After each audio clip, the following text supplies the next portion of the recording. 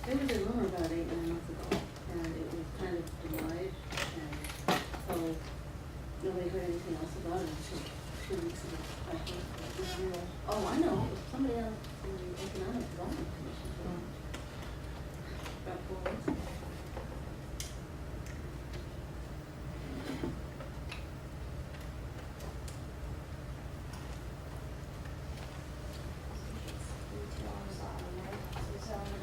It may or may not be, that wasn't clear from the paper, and I need to read that article again. But, retail on the bottom has not been successful at Five Corners, so. Besides which, if it's going to be like what else is been built around here, with 1 bedroom, So, it's just like people. $13,000 to $14,000 a month, so. That's why they're paying Five Corners every month.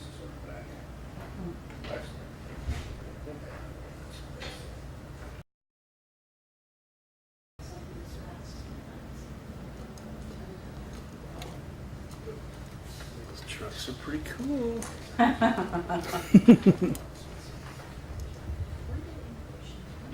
You can sing your song again. Da, da, da. Yes. While we're waiting.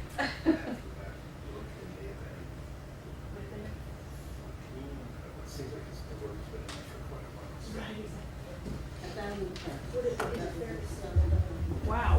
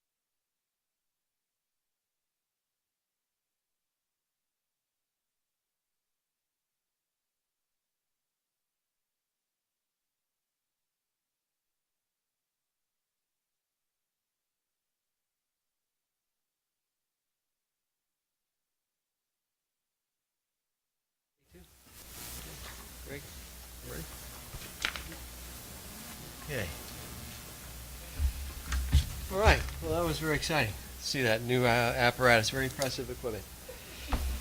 Supplied care of the Essex residents, so thank you. All right, the next item of business is 5B. We have a number of interviews today. We'll go in order on the agenda.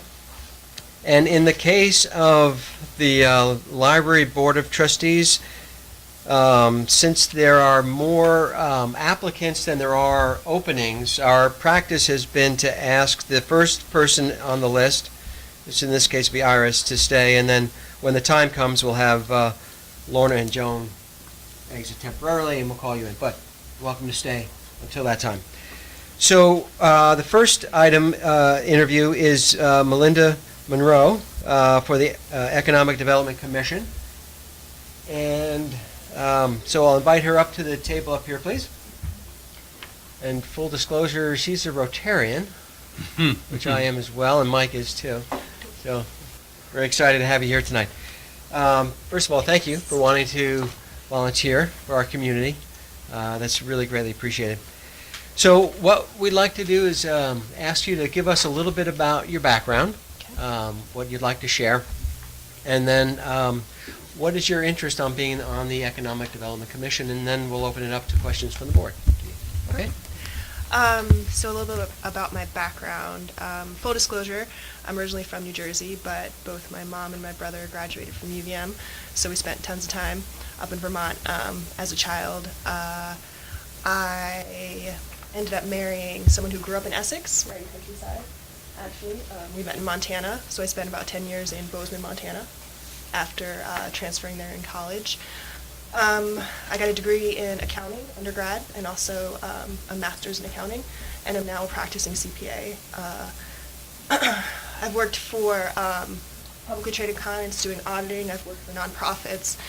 Most recently, I was in industry in a hospital setting, where I was an accounting manager for 2 hospitals in Spokane, Washington.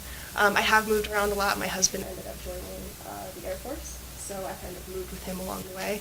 He recently got hired by the New Hampshire Guard, and we just had a 2-year-old, so that prompted our move back to Vermont.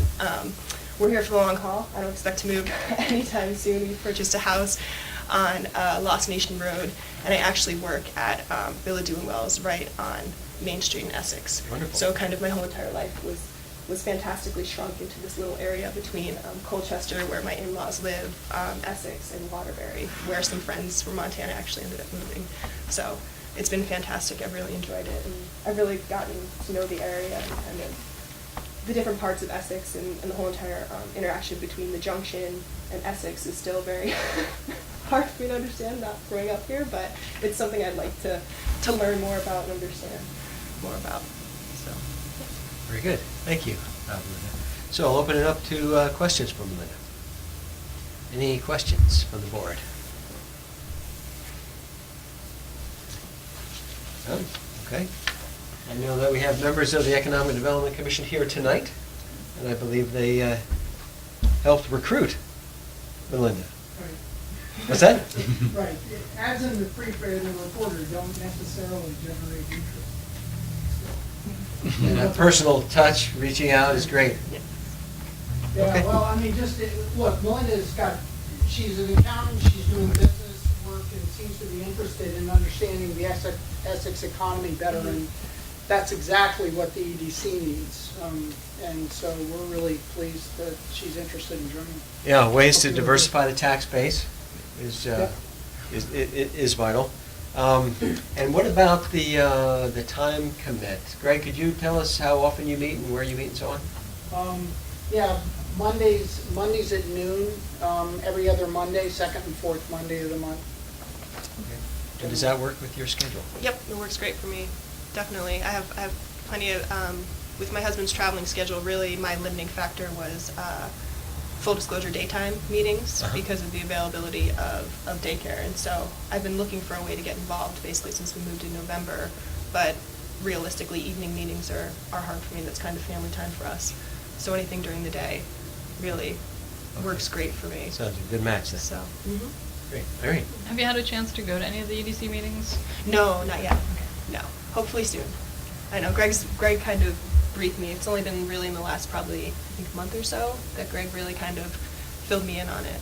So I'm just excited to get involved with it. I mean, we live 5 minutes from Essex Junction or the outlets in Essex, and that whole area is just, since I moved here, it's been really fascinating to me because I've seen it kind of just change over the years since we've returned home to visit family versus kind of where we are now, and it seems to me there's just a lot of opportunity, but a lot of open space there as well, and so that's really kind of concerning and exciting at the same time, just kind of figuring out where that's going to go, and then seeing the nest open, and Jewels on the Green, that's right there. There's just, and kind of just the reinvention of Lang Farms has just been, I think it's been amazing, and so seeing all that, I just kind of want to be a part of that, and I want my community to thrive, because I think a thriving community, and like you said, a thriving tax base kind of makes the place what it is and where you want to live, and so I kind of want to be a part of developing that for me, and like I said, with the son coming on board, that's huge for me, is to have a great community for me to grow up in.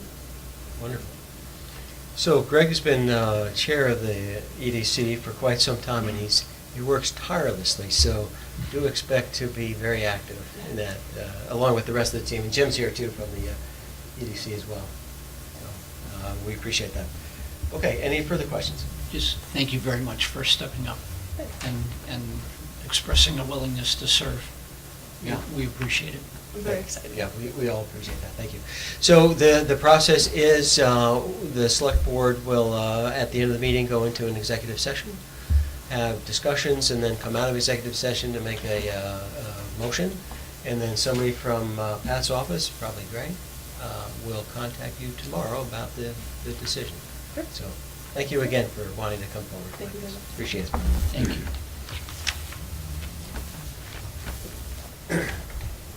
Okay, next up in the interview list is Jonathan Peach Kenworthy for the Energy Committee. So I'll invite him up to this table as well. And ask you the same thing, if you could give us some background on yourself and what your interest is on being on the Energy Committee. Yeah, thanks for the opportunity. Just to give you a little background on myself, I just bought a house in Essex with my wife back in March. I grew up in Montpelier, so moved up to the big city. Pretty happy with that decision. Been very happy with Essex. I've worked at Global Foundries. I worked for the state of Vermont at Global Foundries as a benefit program specialist in the economic services division. I started back in 2012. My expertise is a energy assistance program for low-income customers that saves them 25% on their Green Mountain Power bill.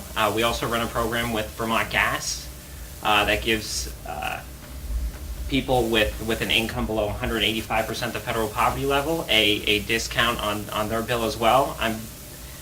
My kind of expertise is technology. I like using technology to make things better, make things more efficient. About a decade ago, everyone was trying to make things faster, but these days it's all about efficiency. I mean, with the LED lighting, with computers aren't, you don't see the gigahertz increases that you used to see. Now it's all about making chips that are faster and use a lot less electricity. So this is like my first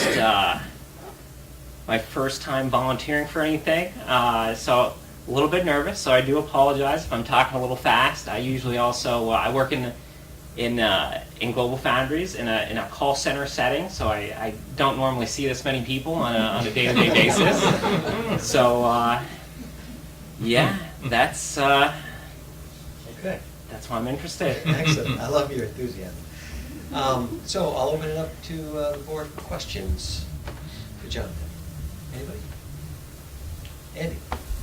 Yeah, there's 5 open seats, and the Energy Committee, I don't think, has been very active lately. Does that concern you? It does not concern me. Like I said, I saw this opportunity and I said, I want to get involved. I looked at what has happened in the past and I was like, this is it. I'd like for it to be more active. I'm a really thrifty guy, so my wife would be a little embarrassed, but I'm all about making things more efficient, and I'd like to see projects in the future that Essex is involved in to get people on board. Things are happening so quickly. When I go to my friends' houses, when I go to my parents' house, I say, "Oh my goodness, what are you doing with this? With these appliances? Things have changed so much. Things have gotten so much cheaper." So, I want to get people. I want to see change. I want to let people know the programs that are out there. Just going on like front porch forums, I see a lot of like questions about electric bills. There's a lot of programs people just don't know about, and I think I'd like to be a guiding force in making people aware of those programs and making them available to the public. Sue?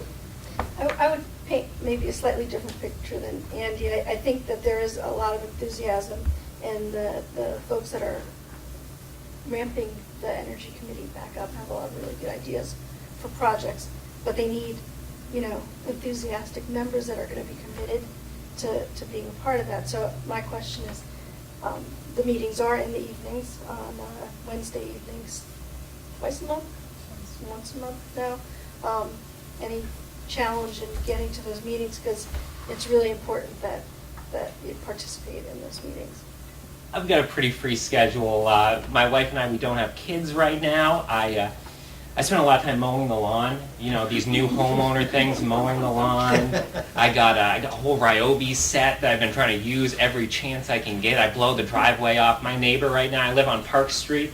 My neighbor is, he goes, "Oh my goodness, I can't believe that, now I have to go and mow my lawn every time you're out there." So it's not time commitments. I can make every meeting. That's not a problem. Okay, good to know. Yep. Any other questions? You're making the rest of us look bad. I'm sorry. Maybe I'd be sick. You just want to tone it down. Okay. You might want to conserve that energy. Okay. Yeah, we are excited about rebuilding Yeah, the it's energy great. committee and getting really motivated people on that. So. I'll tone it down. Just one notch. That's No, just the honey-do list stuff. Okay. You can be enthusiastic about that. Larry? And just to clarify, there may be 5 openings at the moment, but 2 of those openings are sort of spoken for, but the folks who committed back in June to interview for them were unable to make a Monday meeting until October. They've been making the energy meetings on Wednesdays, they just couldn't get to a select board meeting. Well, I'm glad that I was nervous. I'm glad that I made it. You did, I'm under the wire. Yeah. Thank you. Okay, anything else for John? Okay, and you heard the spiel about I did. executive session and so on, so Yeah. I won't repeat it. But thank you so much for wanting to step forward and volunteer for our community. Yeah. Thank you. Thank you. Thank You're you. welcome to stay for the rest of the meeting if you like, or you're welcome to go. It's your choice. It looks pretty exciting. Maybe I'll stay. Okay, so the next interviews are for seats on the Library Board of Trustees. There are currently 2 openings, and we are fortunate to have 3 wonderful candidates tonight. So when we have that situation, our practice has been to just go according to the agenda. It's not alphabetical, it's just according to the agenda. So tonight we have Iris Banks, Lorna Swerhone, is that right? Yeah, that's good. Okay, great. And Joan Jansen? Okay. So what I'd like to do is invite Iris up to the table, and then if I could ask Lorna and Joan to just kindly step outside into the foyer for a few minutes, and then we'll have ask Lorna to come in. So Iris, hello. Hi. Thank you for coming forward. Full disclosure, you and I worked at the Red Cross We did. back, that was 2006 in Binghamton Yeah. during the flood, remember that? I Did do. 2 weeks there. Yeah. So again, thank you for coming tonight.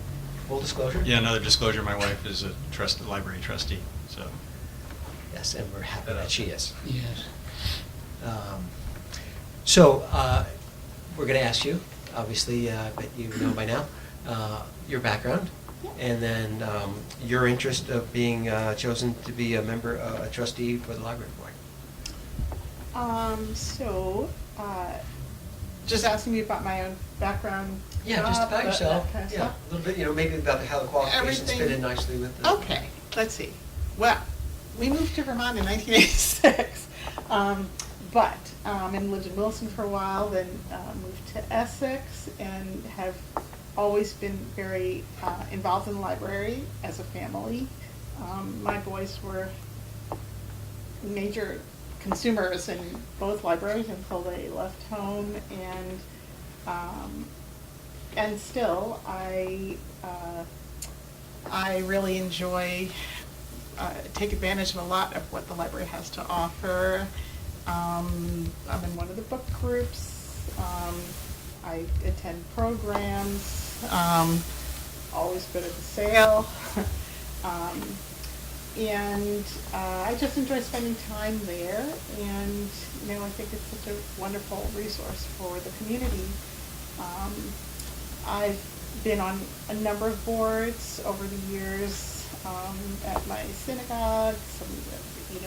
I volunteered at VPR, and different organizations have done everything from interviewing candidates for positions at an organization to writing thank you notes for donations. I like working with people and collaborating. Having problem solved with organizations that I've volunteered with. What I do, my job is, I have my own business. I do vocational evaluations. I work with people who are unable to go back to a job because of an injury, and I help do an in-depth career assessment and look at their education, work experience, interest, temperament, and just try to help figure out some career options for them going forward. But it's my own business. I have a lot of flexibility for time. I don't think I have any difficulty getting to meetings. I live really close by, which is nice for me. I occasionally walk to the library too, part of my walk. That's nice. And I hope that answered the first question. Thank you, Iris. Okay, I'll open up questions from the board for Iris. Anybody have one? Irene? What do you see as challenges for the Essex Free Library in the years ahead? So, I would suspect that, a pretty frequent challenge for a lot of town departments, or a lot of the resources is just the money that's available, trying to provide the best service that they can and meet the needs of the community, and just maybe creative ways to reach out. I think it's constantly the mission would be to try to have more people, as many people as possible, or always have more people using the library. I think over the years, I kind of take a look at that in the annual report, and it's just interesting because I think that it's pretty much usually they're making gains, and that's a good thing. But anyway. So, also the fundraising, like I said, the plant and bake sale, I'd love to be a part of that. And I think there are other programs that they're looking for input about ideas, I guess, about other ways to increase participation or library visits, and all that. Sometimes that wouldn't cost a lot of money necessarily, or cost money at all. I've been to the adult coloring, and I think there have been some really interesting ideas and things they've tried over the years too. So anyway, I think that's probably an ongoing sort of challenge. Is what can we do with the resources that we have? What's the most, efficient, how can we be the most efficient with what we have? Okay, thank you, Iris. Any other questions from the board? Andy? You mentioned fundraising, and with the advent of electronic books, the book sale, sales have been going down considerably in recent years. Any thoughts on other fundraising option. That's the one fundraiser they do every year is Yeah. is that book and plant sale. Well, I think that, it's gonna require thinking outside the box, really, just because of like what you say, things are changing, people are using library resources differently. I most of the books now that I would say I get, as ebooks, or audiobooks, so not the physical books, so right, people are just using the library in a different way, or using the resources not in the traditional ways. But as far as fundraisers, I need to think more about that. And I don't know, I think you have to also, one idea I was just thinking about is some kind of, like a particular kind of movie series or something like that, something that might bring people in that might have other interests, that some kind of event. But I think you have some limitations around space too, but maybe another venue could hold a fundraiser where the money would be for the library. I guess I think there's a lot of possibilities, but that's something for sure to think about. So yeah, I'm sure that's going to be a big part of the task. Thank you, Iris. And another one? Yep, sure. Library governance in Vermont is kind of unique. There's some independence from the town. The trustees have different powers than say other committee members might have for a different kind of committee. The one thing that we might have before us is discussion about consolidation. I wonder if you have any thoughts on that, or maybe this is... I do. I've thought about that because I know that's come up. I would hope that there would be a way to at least keep both buildings functioning, because, I think it's great to have a library pretty close by. So if just one stayed open, I think that would be really unfortunate. I don't know enough about what's involved in administration and staff positions. I don't know. Maybe there are possibilities of some consolidation around that. Maybe sharing some resources that are not shared now. I think that I feel that if I had more of the facts, knew more about that, it would be, I'd be happy to help brainstorm and research, or just, put our heads together about something. But, so I think it's very possible that there can be some money that can be saved, but I hope both buildings are still going to stay open and would be available for the community, in my opinion. Okay, thanks. Anybody else? Other questions for ours? Okay, hearing none.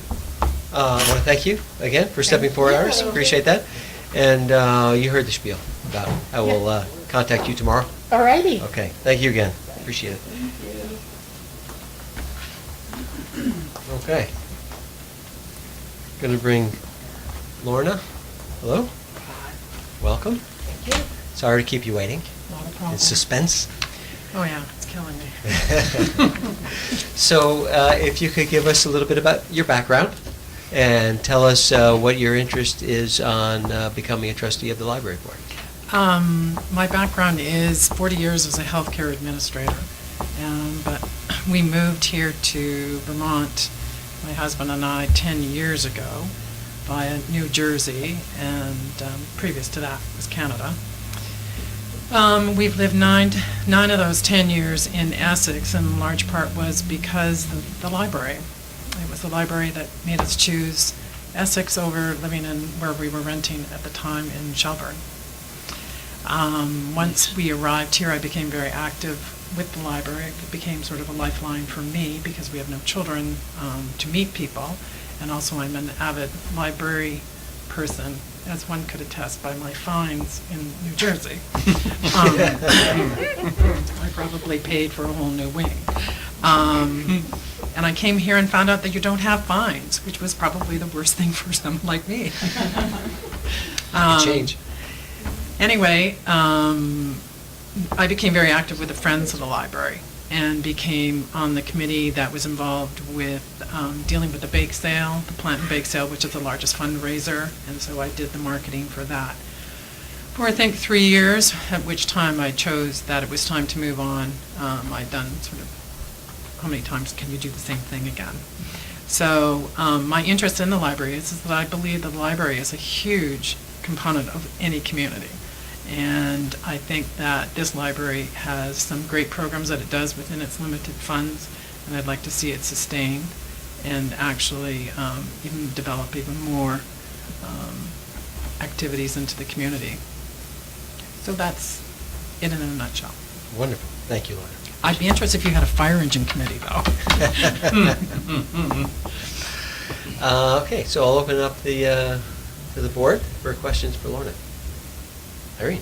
What do you see the challenges for the Essex Free Library in the years ahead? Money and the internet. Money and what? And the internet.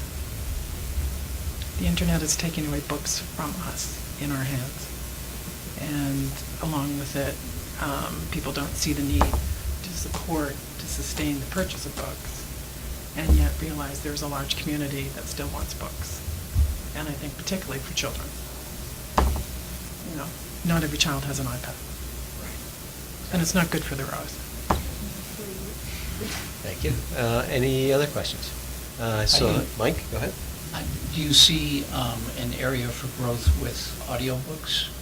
There is actually quite an extensive library of audiobooks at this library, and they do have the program through the state where you can take on. My difficulty with that program is that you have to wait sometimes 2 or 3 weeks, and if you're anything like me, that when you've got the mood to read that book, you want to be able to access it tomorrow and not 3 weeks from now.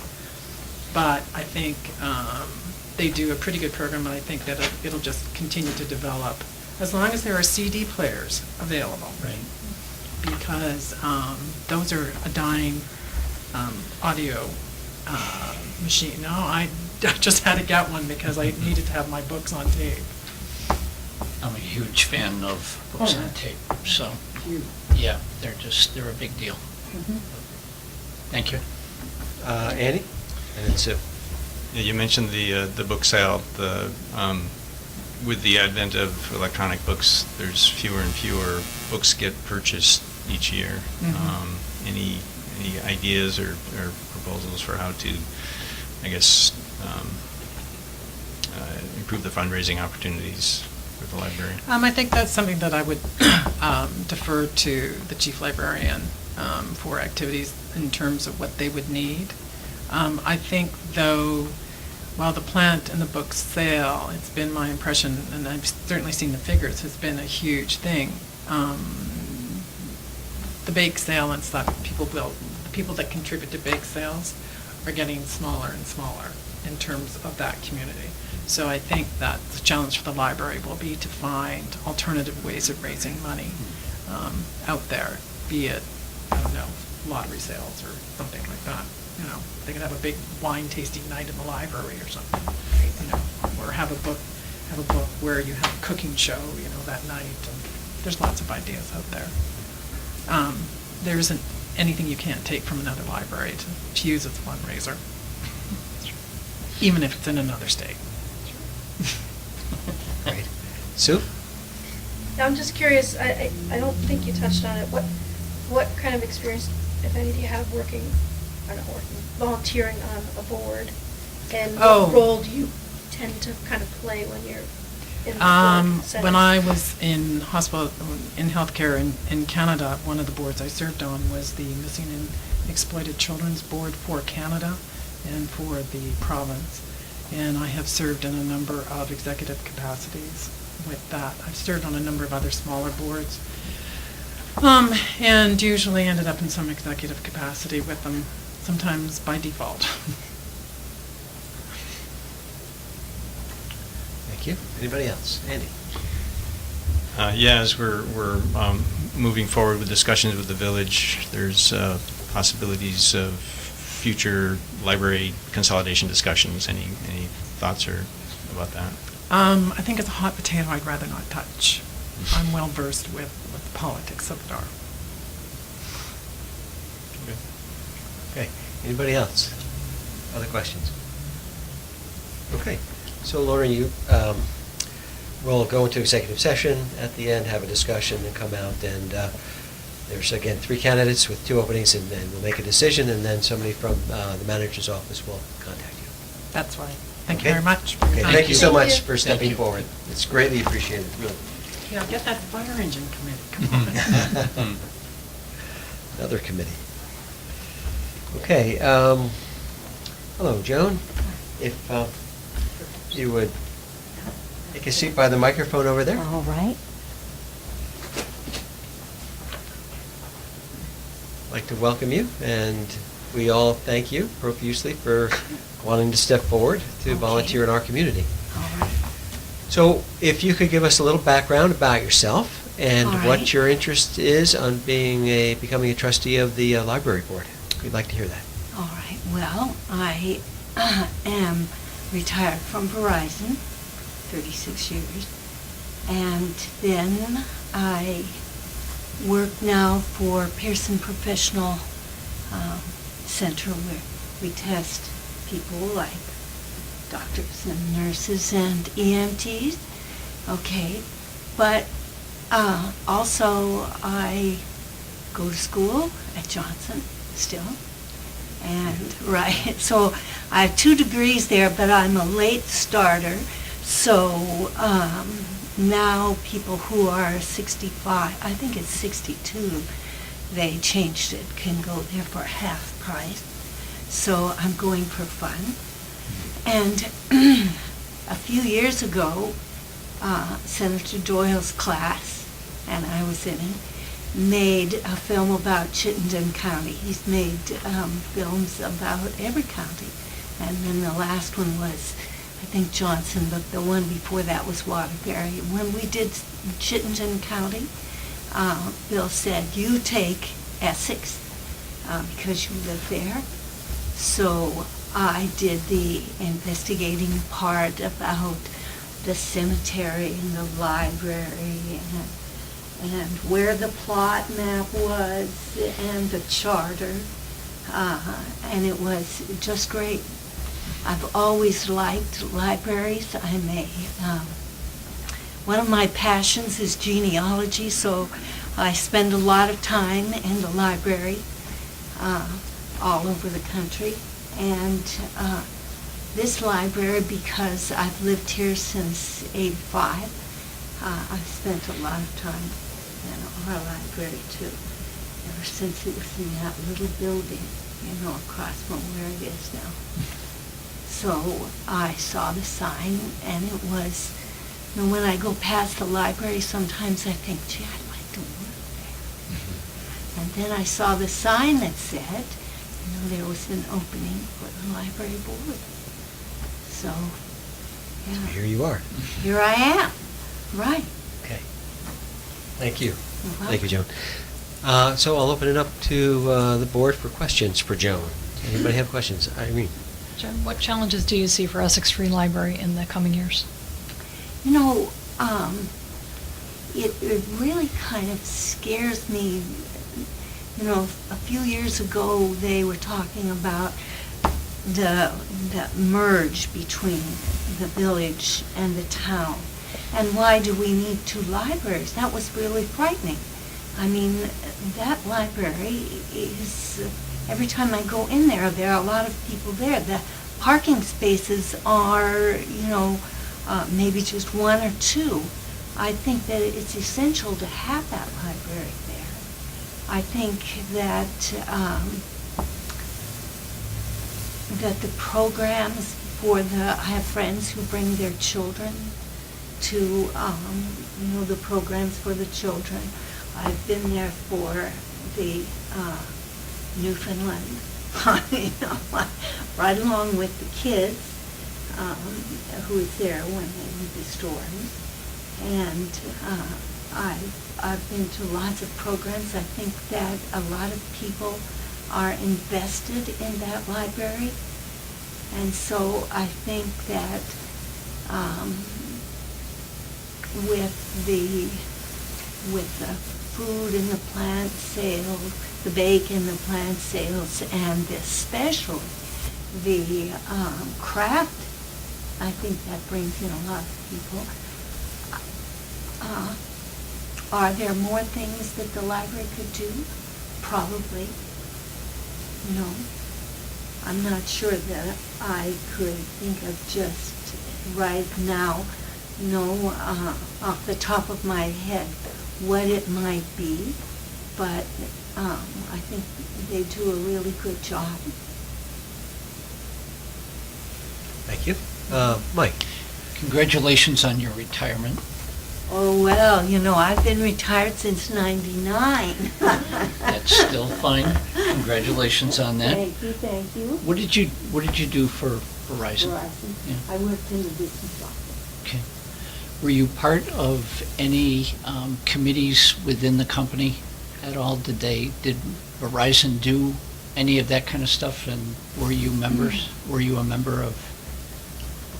No, Verizon doesn't. Verizon didn't do too many committees. The only committee we had was the union sort of thing. Right. You certainly were. I worked. We were open from 8 to 8, so I worked 11 to 8 because during that time I did Sharpay Rescue. So it was important that I be, and I had a fairly young son that I need to keep tabs on, teenagers, right? So, yeah, there weren't too many committees. Okay, thank you. You're welcome. Any other questions from the board? She answered both of mine already. Did she? Okay. Sue? I think it's a similar question to Mike, but have you volunteered? Do you have experience volunteering? I volunteered for the Eagle Restoration Program for 4 years, and then I volunteered to feed the raptors at Shelton Farm, and I volunteer. I feed the veterans, the homeless veterans, once a month.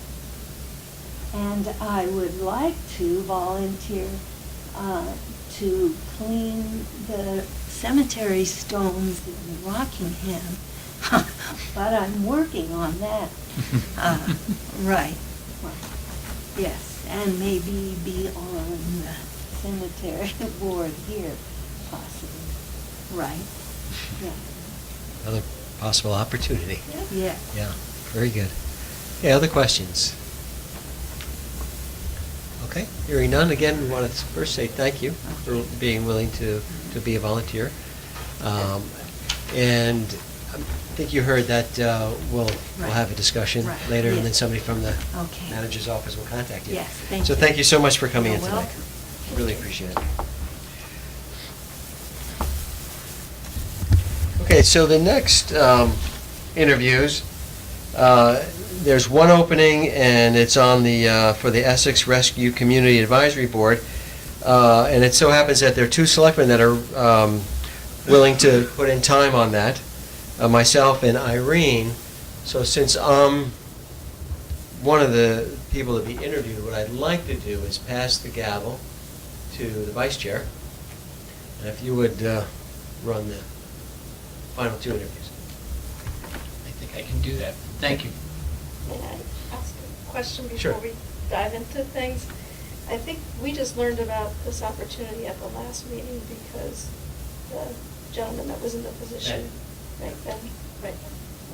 But yes, he resigned, so there was an opportunity. I'm curious if between that meeting and this meeting, if there's been any public awareness that that opportunity to That's a good volunteer question. exists. Not aware. It's been advertised in our typical places, so online, there's a bulletin board up, yeah. Like you heard earlier, it's not huge turnout unless we go out recruiting people sometimes, but it has been posted for at least a few weeks. Well, this one's new, though. It just came up 2 weeks ago. It might be a month, I'd have to double check. Okay. You might have just heard about it 2 weeks ago, but we heard about it from Ben, I think in July at some point. So you advertise as you would any other vacancy? I guess my point behind the question is, although I am, very thankful that we have 2 existing volunteers that want to volunteer more, I think that's great, but I also think it may be an opportunity for someone else to get involved that isn't currently involved, and if there's any way that we can. What's the board's pleasure? I think I'm sorry. Andy, go ahead. And then Irene. Go ahead. Oh, I'm sorry. Thank you. Yeah, and thank you for the reminder. Go right ahead. I think it's been duly advertised, and if we have viable candidates to interview, we should interview the candidates and not defer with the possibility that someone else might volunteer, I guess. I'm in favor of moving forward with the interviews. Irene? I would concur with Sue's recommendation. The Essex Rescue itself, as an organization, is about to have a full-time executive director as of September 5th. So they're in a big transition mode themselves. I do not expect the Community Advisory Board to be meeting anytime imminently. So I think if the Select Board wanted to put this off for a few weeks or a month, we wouldn't miss the next quarterly meeting for not having a rep. And you would prefer to wait as well? Or to reopen it? That would be my preference, and I get that, maybe the venues that we're using to advertise it are not going to reach any additional people, but it just feels like this one was kind of a short runway. Greg? Just for your information, we did have one person who asked about it, apart from Max and Irene, and the person spoke to Ben Gillum, the former rep, and got some more background and decided not to apply at this time. So, but it has been out there and people have heard about it, but we can certainly keep it open if that's the board's desire and see if anybody else steps up. Irene? And when you mention the usual places, that's the bulletin boards themselves, or has it been on Front Porch Forum where masses of people might actually see it in their inbox? Double check. I don't remember off the top of my head. Okay. I don't recall seeing it on Front Porch Forum. And I get all 9 of them, so I usually, by the time I read it the 9th time, it sinks in, oh yeah, there's an opening. Thanks. Max? I'd be fine. I think just posting them again wouldn't be helpful, but if you wanted to, or we wanted to, do the personal reach out, kind of like what Greg Morgan does on the EDC, then I think that would be a worthwhile thing to do. But to just post it and hope for the best, I would just rather go tonight. But if we're willing to reach out, we think we have someone, I presume we do, then absolutely, I'd be fine with that. So, I'm curious. I'm not really quite sure I understood that. Is there someone that you're aware of that? It's just 2 of us. Okay. I haven't reached out, but if we agree that that's the thing we want to do, then I would certainly give it some more thought and see if there's somebody else that we could convince to volunteer. Would you like a motion to that effect? To table it or to postpone it? How would you like to handle it? If everybody's had their say, then yes. Want to go with consensus? Yep, I would entertain a motion. I would move that we table the interview process for the Essex Rescue Community Advisory Board until a future date, pending more outreach to people who aren't already serving on committees. And that outreach you're referring to is by the select board. We're not Or asking anyone else staff. who's here, yes. Okay. But I mean, we're not asking staff to do that outreach. Absolutely. Yeah, anybody that wants to do it, but I just. Sure. Not staff can if they'd like to, but no pressure. Do I have a second? I'll second. It's been moved and seconded to table this, this agenda item. All those in favor of tabling this item, say aye. Aye. Aye. Any nays?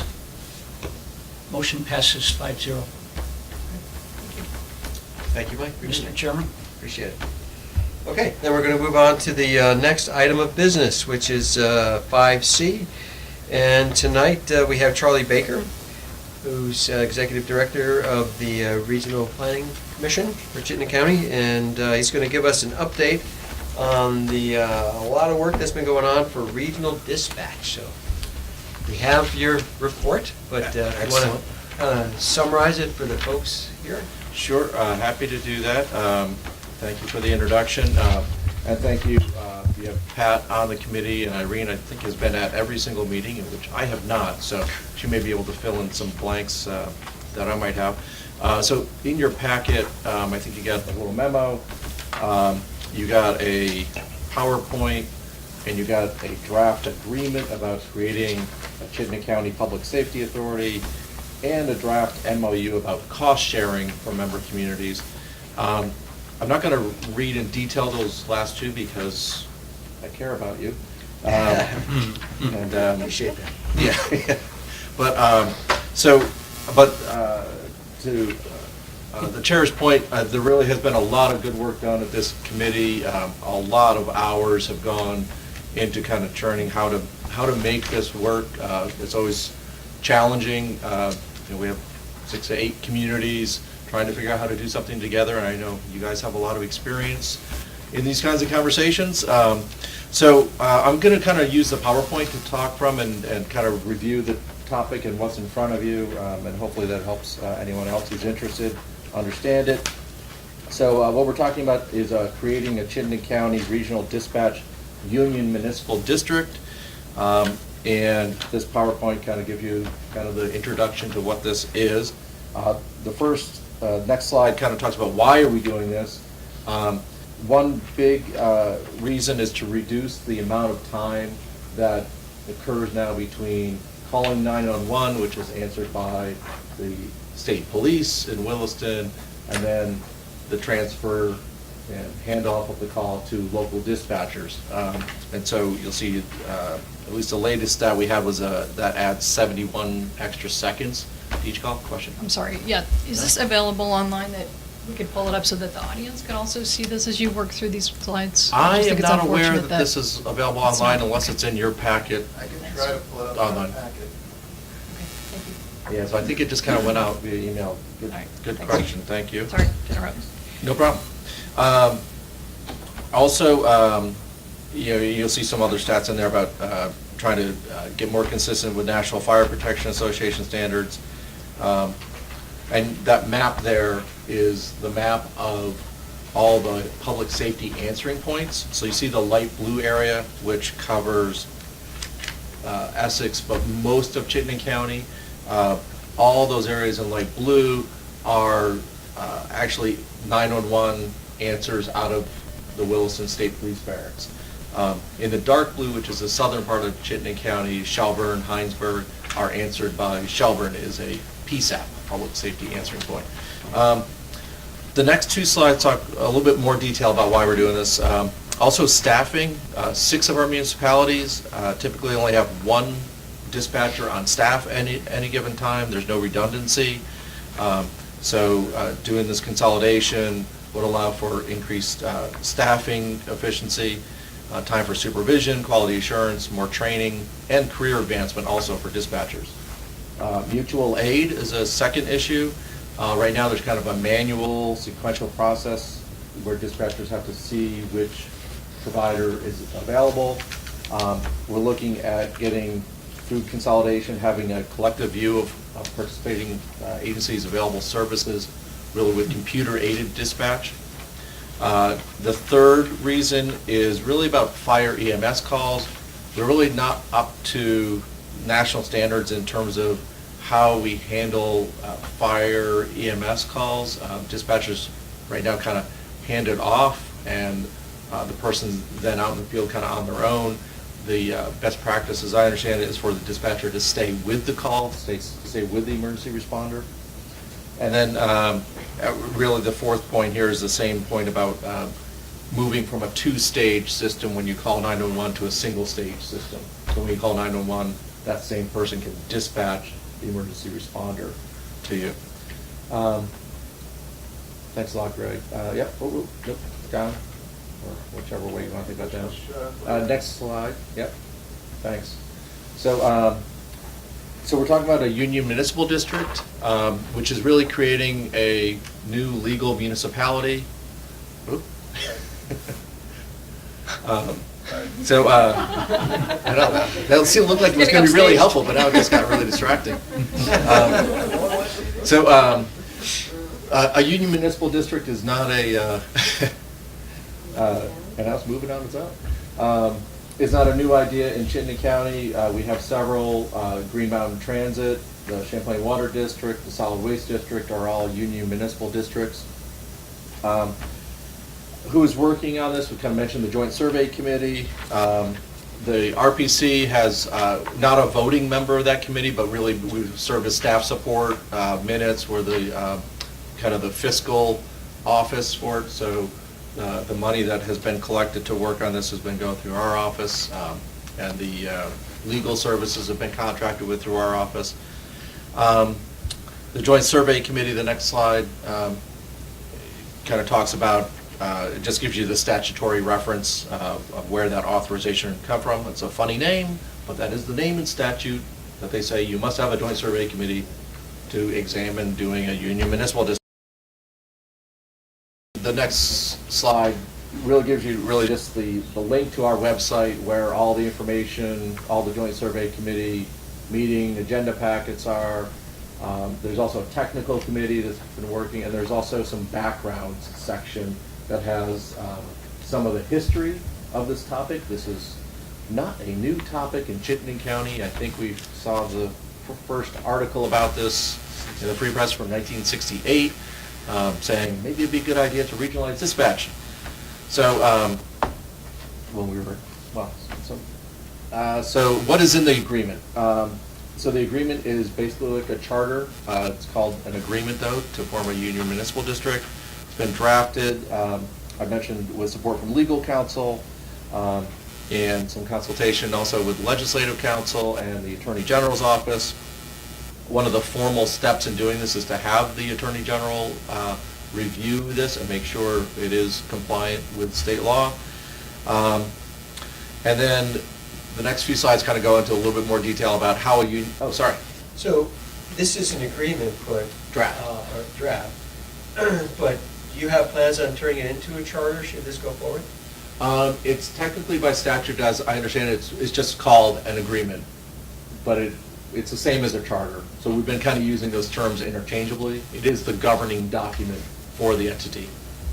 Okay. I thought there was a little different process between making it an agreement versus making it a charter. So if you're asking if we're going to take it to the state legislature Yeah, to have the exactly. legislature create the agreement or charter, Yeah. that is not statutorily required, and that is not contemplated at least at this stage. Okay. So We wanted to know. Yep, thank you. Thanks for asking about that. That brought up a point I'd forgotten about, but yes. So the next slide talks about, at least this stuff is being drafted right now with the idea that with select board support, that this could be on the ballot for 2018 town meeting day.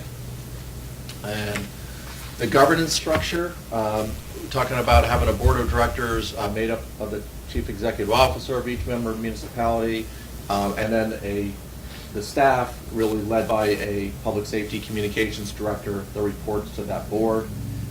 The next slide gives you a little bit more detail of kind of the thought about that. Are you able to scroll up there, Greg?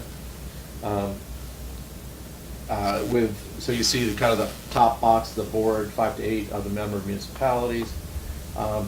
To the left there is the notion of having an advisory committee, which is really made up of the police, fire, EMS chiefs.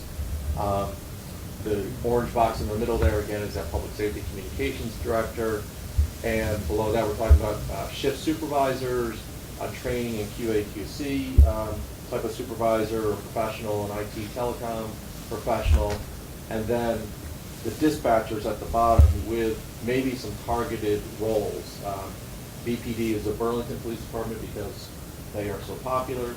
They get many more calls than the rest of the town, so maybe one just dedicated to police.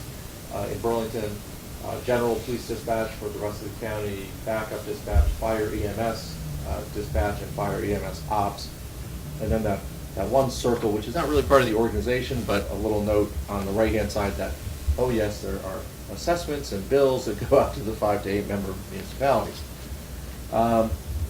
And who we're talking about members at this point is any community in Chittenden County that currently runs a dispatch center or has formed an intermunicipal agreement to be part of a dispatch center. So those are the municipalities of Burlington, Colchester, Essex, Milton, Shelburne, South Burlington, Wilson, and Winooski. And second, there's an and clause here, and has voter authorization to be a member, which really means that at town meeting day, the voters have decided that the town should join the regional dispatch group. So why the structure? Right now, the police chiefs, public safety chiefs who report to managers or mayors are responsible for good management of public safety dispatch. The legislative bodies have the authority to control the budget, obviously, and right now we have separate operations in each municipality. The model we're talking about would be having the chiefs play an advisory role, but again, to the manager or mayor as a director and being responsible for good management of public safety dispatch operation. And similarly, with the legislative bodies having the authority to control the budget of the public safety operation, but instead of multiple operations, a single operating entity. So trying to keep basically the basic structure pretty similar to how it works now, just doing it together as opposed to separately. The next page, we got into more detail about budgeting. And this is to do this in a way that works for the municipalities means that this authority would have to budget earlier than towns do, so that you can take a look at it, consider it in your budgeting process. So we're talking about a schedule where the Public Safety Authority would draft a budget and get it to you by the first Monday in November, and have an initial public hearing, then adopt the budget by the first Monday in December, and then it gets brought back to you. You kind of get 2 shots at it. So it's not in this slide, but in the agreement, you'll see there's an actual extra step in here of having a public hearing in November.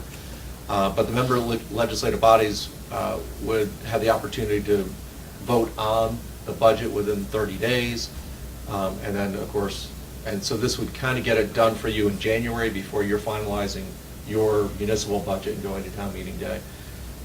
And yeah, that has a nice note. Invoices get sent to you after that for the following fiscal year, right? So we're trying to get the budgeting all really done by January, so you know what the budget is for July 1. And then cost sharing. This is also the big challenge. How do you decide how much each municipality pays? So in the MOU, for the cost sharing MOU, the model is that the first 1 to 2 years would really be based on what you spend now. So, and I think there's a lot of notion about trying to keep this pretty stable for municipalities.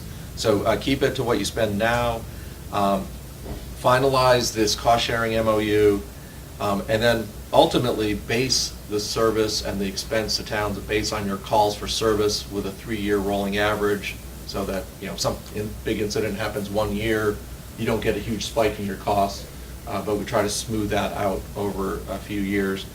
And also, you'll see in here the notion that even if one town pays a lot less initially, and it's getting brought up to the average, no town would be asked to do more than 4.9% jump in any given year. So again, trying to keep things stable and smooth on the cost side.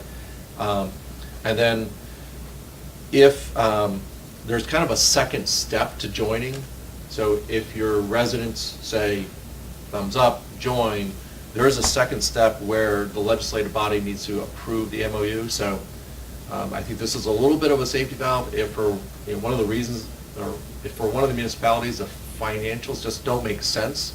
This is kind of, you don't have to join until you approve the cost sharing agreement and say, okay, now we're in, we're gonna pay our share into it. And so, and on the flip side, if you don't approve that within 2 years, then you're basically out of the union.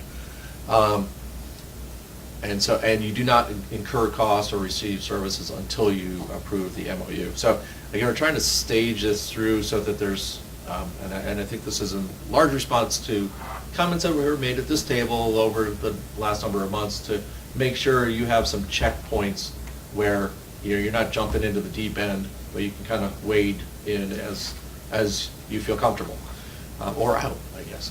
The MOU, I kind of gave you the basics on that, but it's really to get that initial funding and also talk about long-term funding. Also, a provision about how to onboard additional members. It also talks a little bit about towns and public safety services that would contract with the entity. So there are a lot of towns in Chittenden County that, Westford contracts. So if you kind of go outside the urban towns, most of those towns contract for service. Some just get it directly from the state police. But anyway, so there's a provision in there. And then there's some public safety services that just contract directly with town or with people for dispatch, like the sheriff's office. So, and the cost allocation, probably we save the most fun stuff for last.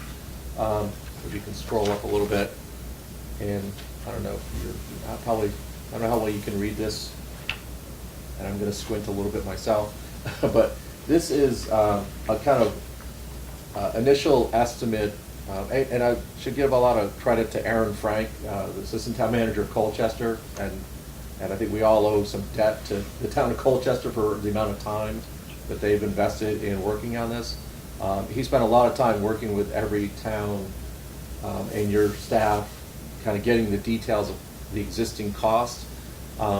This is his best guess on the long-term funding. For FY22, you'll see total calls, including contract service calls, are 159,000 calls. Contract calls are 11,000. Sheriff calls are 3,900.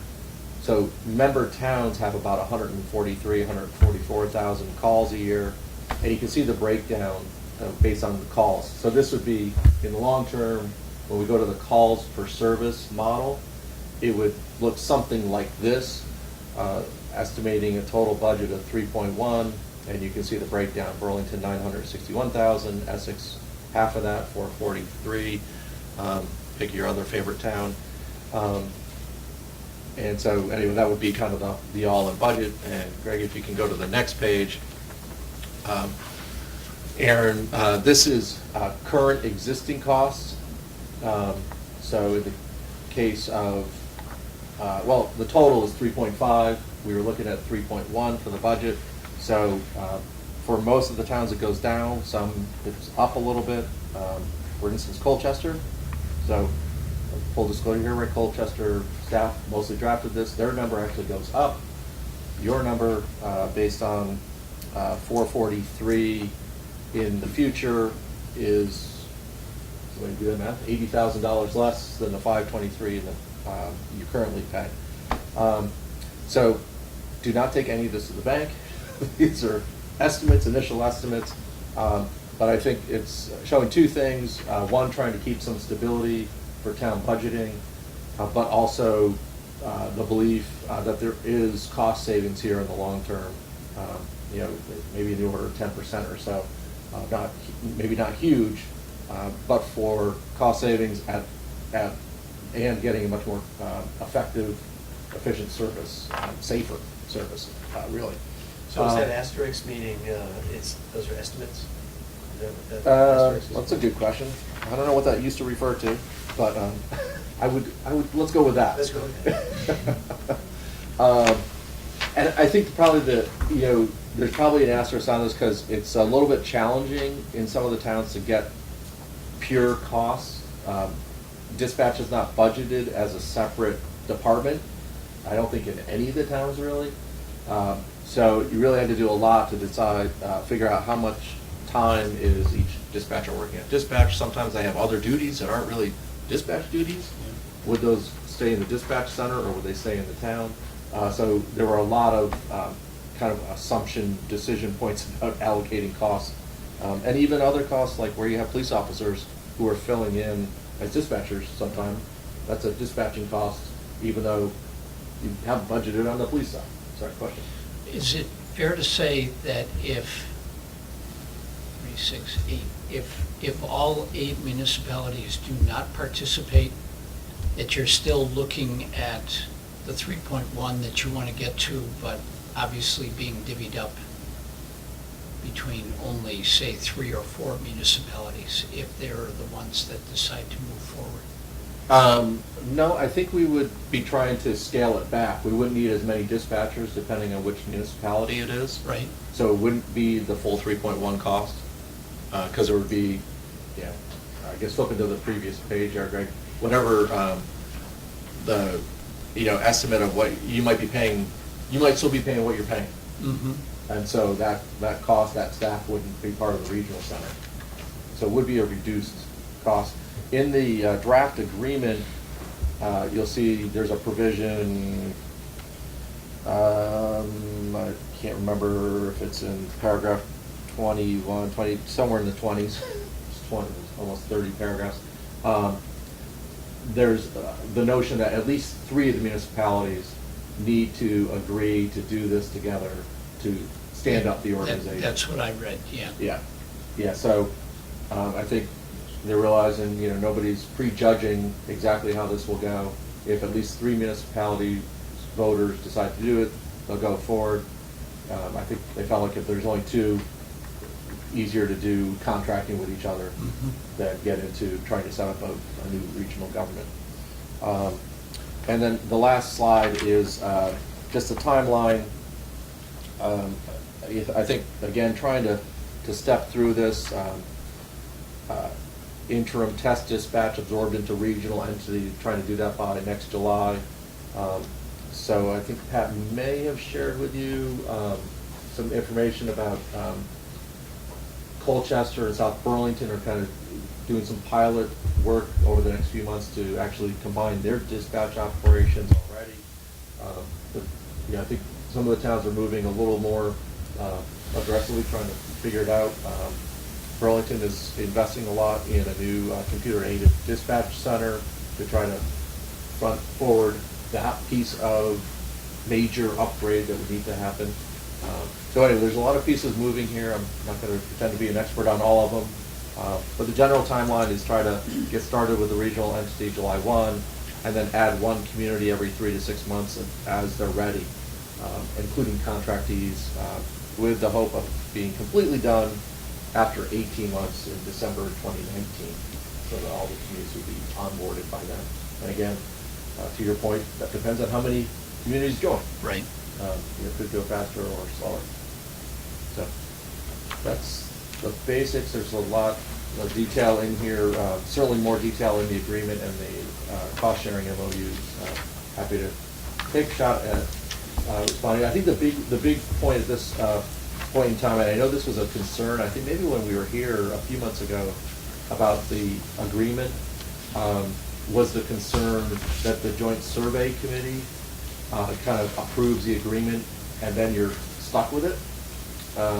So where we are right now in the schedule is to actually, we've inserted a step in the process to bring the draft before the Joint Survey Committee acts on it. So this is the draft for Select Board, City Council review over the next few weeks. So we're hoping to get comments back from you over the next few weeks. And Irene, for all of this content, they didn't put a deadline that I've seen. Do you remember if there was a deadline? I was just going to ask if you had a deadline for when. I know we moved our can do that. meeting from this Wednesday to next Wednesday, hoping it would be, we'd already have some initial. Yeah, some initial comment, but I think. I haven't seen that since. If you could so. think about it in terms of I would say, in one of your next two meetings would be probably, I think we really wanted to have any feedback by mid-September at the latest, so that we also wanted to take it through Attorney General review. So any questions or issues you see in these draft agreements, this is really the time to bring them up. So you said by mid-September? Yeah. So September 15th? Sure, let's go with that, unless your meeting is Monday, Well, right after. our meeting is the actually 11th. September 11th. Perfect. And? I thought we were going to provide feedback tonight, so I have. No, a yeah, fair feedback amount. tonight. Sure. We're just saying, once, Okay. if we come up with additional Yeah. feedback beyond, after this meeting, we can still Yes. feed it, and I want to know at what time is it then done? But yeah, absolutely, tonight too. Yeah, if we could get it by the 15th, would be great. Yeah, and happy to take comments at your pleasure. I don't want to. Okay, yeah, let's open it up. Yeah, so there doesn't appear to be a defined quorum for the board in the agreement. It just says 2/3 of the directors present, and I have concern about what that might mean. Can you tell me what paragraph you're looking at? I'm sorry. Well, it's hard to point to a paragraph that's missing. There's Okay. nothing that says what the quorum is, but I guess it appears a number of times when it says that a vote is being made by the board, it says 2/3 of the members, Okay. of directors present. In no place in the document does it say how many directors need to be present in order to hold a meeting. Yep. I mean, we're held to a quorum here. I think there needs to be a quorum Yep. for this group as well. Great. Thanks. You have more feedback? I do. That seems like an easy one, but, okay. One, if you want to know where it is. It says in here, I'm looking for my reference here, that each municipality, so it's page 8, 15C2. Yep. It says that there's only one vote per municipality. We have run into situations where Green Mountain Transit comes in here to review their budget with us, and they tell us that it's already been approved by a majority of the other member communities, and so we really don't have any input at all into the budget. And given that it's one municipality, one vote, we're in a similar situation here where other municipalities could vote a budget onto us that we then have to pass on to our taxpayers. And so I don't know if there's another way to do that. I know when, I don't know if there's a proportional, I don't know how that would work, I guess. But you'd be interested in hearing, yeah, so I know we were kind of looking at some of the models right now. It's typically, most of them are one town, one vote. GMT actually Burlington gets 2 votes. And then it's one town per vote for the other towns. CSWD has a weighted voting. Gin solid waste is. Yeah. So we'll look at that. I know we were kind of following how CSWD, because we were getting some feedback that towns like that CSWD comes kind of in their process to ask you to vote on their budget before they finalize their budget. So we're following that model. But you're wondering if there can be some more weighting, or is it a timing question or a waiting I question? think it's a waiting question. Again, we've gotten Green Mountain Transit budgets in here, and they say, well, we're only here as a courtesy to you because it's already been passed. Yeah. You have no, we have no say at all in that But budget. that's a timing and question, right? If you were the first town they came to, you get to be the one who takes the lead, right? I suppose, but then we're shortchanging somebody else. It Right. may possibly. So that's where I get concerned. The second largest municipality in the group, and you don't always really get any say. And to say, your presentation does say that the legislative bodies get a say in the budgeting. Yep. And It's that is this difficult paragraph. if you're last in line. Yeah. Yep, understood. The other provision that's in here is, I think maybe trying to address this concern a little bit, is trying to get a written statement of the objection. So, and the conversation around the table has really gone like, it's in everybody's interest for everybody to be happy. So I think the other towns are very interested. If one town did have a concern about the budget, they wanted to make sure they heard it and understood what the issue was so that they could try to address it. So I don't think it fully solves your issue, but it was the rest of that paragraph was an attempt to try to make sure they heard the concerns and had the opportunity to fix them, rather than you just get stuck voting. So I think it was a real earnest effort to try to make sure they heard about issues on the budget. Okay. Does that answer your question? It answers the question. I'm still uncomfortable with your influence depends on when you have the opportunity to come to our meeting. Yep. Or what our meeting schedule is relative to other Yep. municipalities' meeting schedules, Everybody's out in the same room at the same time, and, I think all the regional entities are kind of messy this way. Yeah. I wish there was some easy answer for that, but I don't know what that is. Do you have additional ones? Which leads to another point, Yeah. is you've mentioned several other regional organizations that all have their budgets that they hand to us that we need to either we have some opportunity to vote on them, or perhaps they're approved by others. There are they're getting we're adding to the list of regional entities that can generate taxes with no elected officials necessarily operating those entities. And my question is whether there's any discussions at all anywhere, maybe this needs to go to the state, about aggregating those regional entities so that you don't have duplication of services amongst yourselves. Green Mountain Transit has a lot of machinery they need to keep operating, so does CSWD. Can they have the same mechanics? Can they have the same IT organizations? Can they have the same payroll departments? Is there a point where these regional entities, we're getting so many of them that we need to start consolidating them?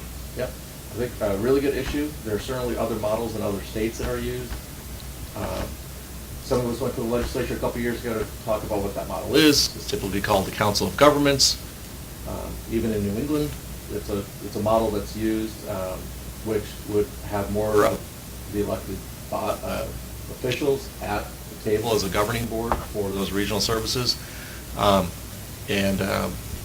I think we got some significant pushback from VLCT about doing that in Vermont, and so we got kind of a watered-down version, which allows basically the regional planning commissions to do some more regional services, but it's not truly what a COG could or should be, which might be like the select board chairs all sitting around the table at one time, right? Is a different feel than what we're talking about here with those other models. So I'm very familiar with that issue. Mm-hmm. There probably is opportunity, but not so far in Vermont. Okay. Other questions for Charlie? Anybody? Charlie, question for you. Yeah. As you know, Essex built a new police facility. It's run by some incredible staff. Yep.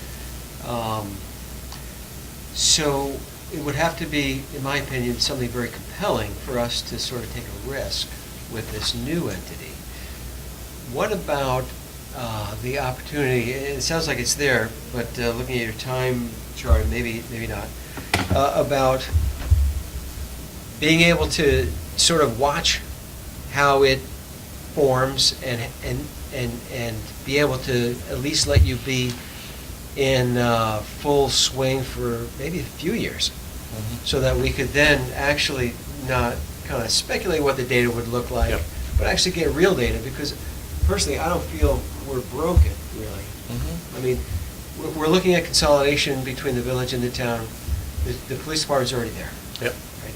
And this is sort of taking it a step beyond that, which if it saves money and provides a better service, that's something we want to consider. But right now, there's a lot of speculation about, it's hard, it's not blame, it's a difficult thing. No, You're trying to predict the future. How do you do that? So, is that something you're considering, actually saying, let's prove this once and for all with some real data, have, I don't know, maybe three, maybe it's Colchester, South Burlington, Burlington. Right. It's got to be the towns that want to do it. Yeah. So, I mean, I think this agreement is set up, and I'm certainly not encouraging you to wait, but I think the agreement, the way it's drafted, allows for a town to say, we're not ready to put it on town meeting day yet. We'd rather wait a year or two to see how the leading towns form it and it works. So I think there's room for that in here. It's really a choice you'll have to make. As a legislative body, that's a fun you get to have. And so I think the other towns are trying to be very careful not to push any town or pull, whichever way you want to think about it, a town in a direction that they're not comfortable in. I think really trying to get to a situation where the municipalities that join feel good about the value proposition that they're looking at and do it. And I can't speak about whether that might be true for Essex or not. Okay. So I think at least from our best estimates, we're looking at maybe you could save 80 grand a year. So that's the trade-off. You got to. What are the error bars on that? Yeah, That's pretty big. Yeah, right? It could be. I don't know. I don't know if it's 10% or 10% of the total, right? Which is 50-something grand. So, yeah, these are not promises by any stretch, but it is the best estimate we have right now, and you're certainly going to have to make a decision. And I think the important message for you to hear from me is that the other towns definitely do not want you to feel like you're forced into a corner. This is an opportunity to do something a little differently, but you don't have to. And if that happened, and we said, no, we want to wait and get the real data, there's a process that allows entry at a later date. Yep, I believe so, yep. Okay. All right, and is in the agreement, if for our collective wisdom, we say, no, we don't want to put it to a vote, the citizens can still petition, right? The agreement doesn't preclude that at all. Yeah, no, I mean, that's however you put things on your That's a town meeting state ballot. law. Right. They can come to us with it. Okay, so they can, all right, I thought that was taken away at one point. At least that's what I think Irene brought to us. It has been taken away by the whereas. It's at the bottom of that first page, I believe. It talks about approval by the legislative body only. It's also in section 22A, further back in the document. Because I wanted to get clarification about it, because that's something I am definitely not happy about. to take away So the powers in of people. 22A, okay, there's a double-edged sword here. I think this was trying to make sure the legislative bodies were okay, but you're saying, Right. even if the legislative body was opposed to putting it on town meeting day, If the residents you'd like say to otherwise. have the opportunity for the residents to petition and get it on the ballot. Okay. Absolutely. It may be inconvenient for us, but that's not Yeah. the point. Right. So that's kind of a showstopper for me, anyway. Yeah, okay, interesting. I don't ever want to take that away. I don't know how the others feel. No, I think, I don't know. I raised that at the board meeting, and the only other person in the room, interestingly, who sided with me was another select board member. Yeah, okay. Mr. Milton. Yeah, and I think it is, and maybe it's the professionals in the room wanting to make sure their Yeah. legislative bodies are okay. I can see why Right. they want to do it, but Yeah, it's yeah. not something that we Right. really want to do to our residents. Understood. The other question is the name, Chittenden County Public Safety Authority. It has nothing, I mean, it sounds really broad, like there's bigger ideas behind this in the future, beyond dispatch. Is that Is that Well, what I take this the is, name? this is very clearly only to do dispatch. I think, and I guess maybe the clearest way I can say that is at this time. I think the other thing, in all transparency, that has come up, and you see this, Max, in paragraph 2, that the purpose is to provide public safety communication services, period. Okay. So this is limited to that. There were earlier discussions about, particularly about koozie, animal control, things that maybe municipalities are struggling to do those services, that maybe this could provide a framework down the road to also provide those additional kinds of services. But this agreement does not, is limited purely to public safety communication services. Okay, all right, so So the yeah, I guess they're grandiose trying to have name it is. take and beat it to a little bit, Okay. but it isn't very limited to this service. Okay, all right. At the bottom of one of your earlier slides, Charlie, you had something about cross-training. Yep. And then it was the 5 dispatchers, and one would be specializing in police. And I'm just trying to understand what that means, because I thought anybody who picked up a 911 call had to be certified to a certain level. And that you wouldn't just be like, "Psst, this is a police call, I'm gonna give it to you." I thought, now you're adding another stage. Now it's No, that's becoming a true. 3-stage process. No, they would all All be, answering. they would, that's my understanding as well, that So they you're would all be saying- 911 trained. Okay. They're all cross-trained. I think it was. So you're saying they're coming maybe from the Burlington Police Department, Right. but they're getting cross-training, so that everybody who sits in that regionalized room will be trained up to a certain level, which my understanding is currently we're not, but that's the next thing on the agenda. Yep. Here in Essex, we're not trained to a 911 level. Right, none of the municipal dispatchers are, that, to my understanding, I shouldn't say no. Well, Shelburne's are because they are a 911 But PSAP. they're a 911 call center.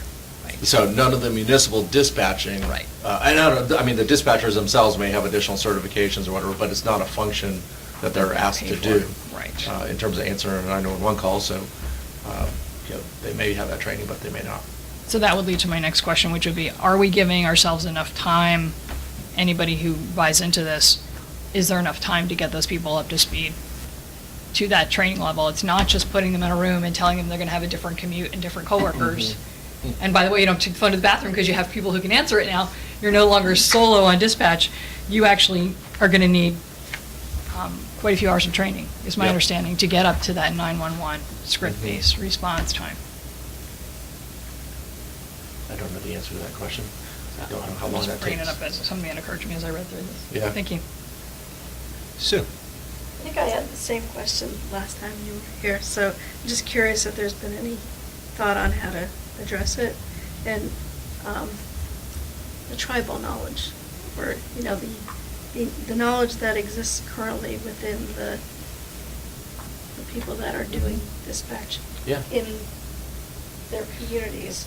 How do you transfer that knowledge, and how do we ensure that, the example I gave is that I happen to live on a court that has the same name as a street, and how do I know that when I call somebody outside of this community, that they're gonna know that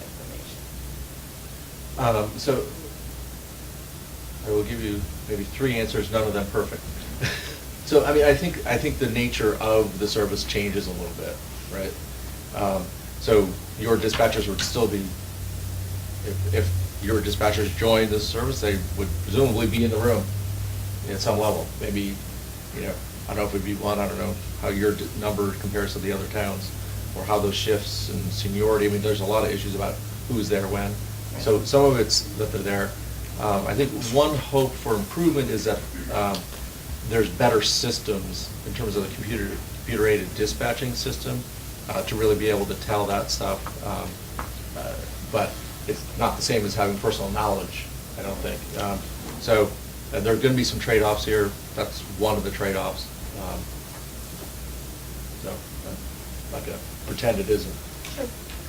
And I think it's also, it'll evolve.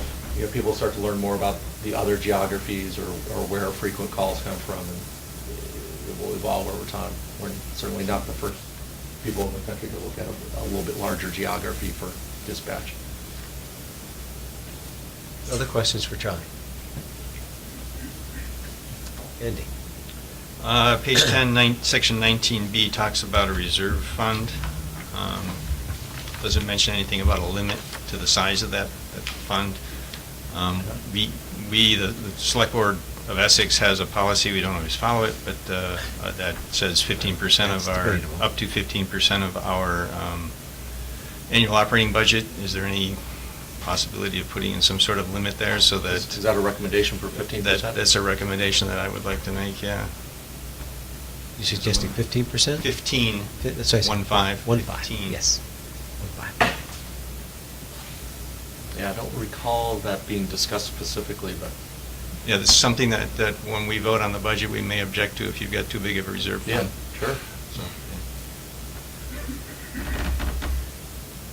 Andy, go ahead. Another one, yeah, section 23, I guess it's 23A2, talks about dissolution. It says, if the voters of the authority present and voting at such special meeting of the authority vote to dissolve the authority.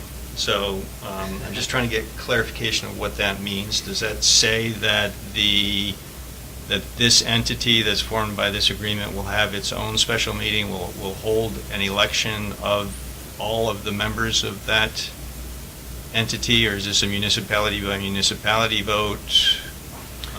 Couple of aspects of this question is, right, who gets to vote? Yeah, this looks like the board of directors, which is A1.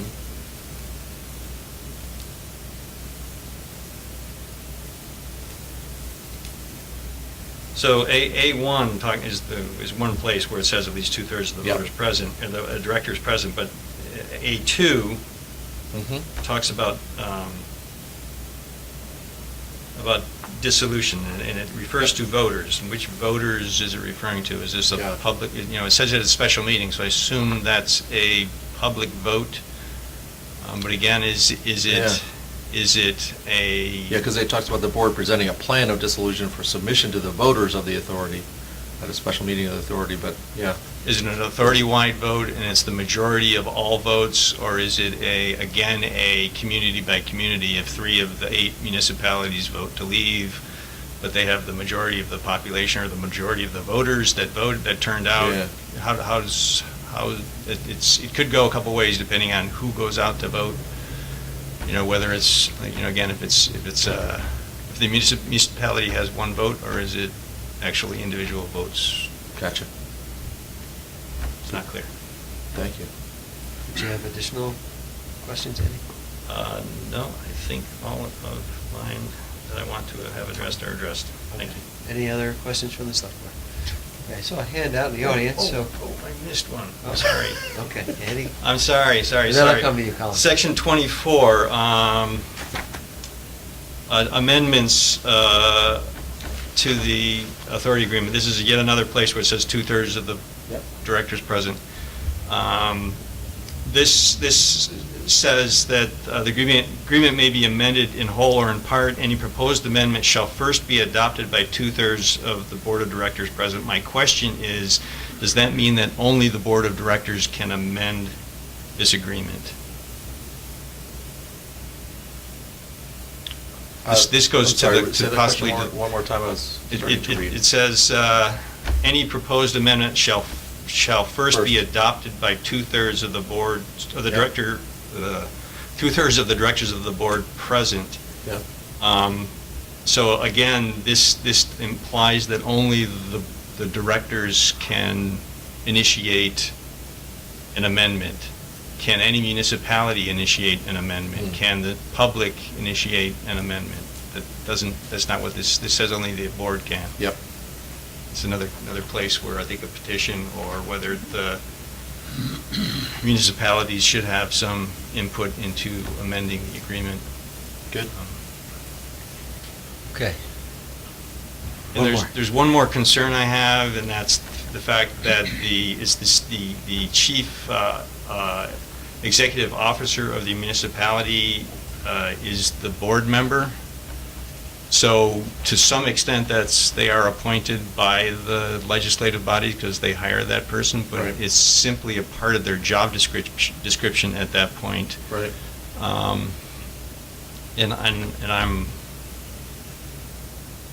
I struggle with the question of whether that person should be somebody appointed by the board and not specifically the CEO of the municipality.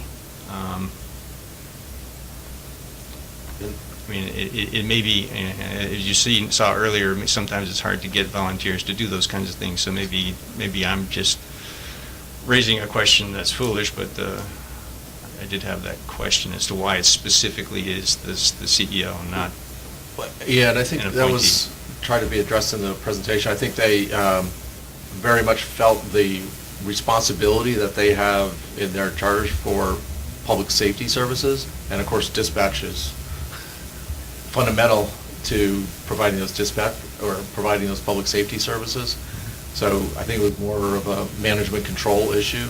If the police and EMS or fire, depending on the town, those are town employees or volunteers, they wanted to make sure that this service is doing what it's supposed to do. and the towns that are paying for it are getting what they're paying for.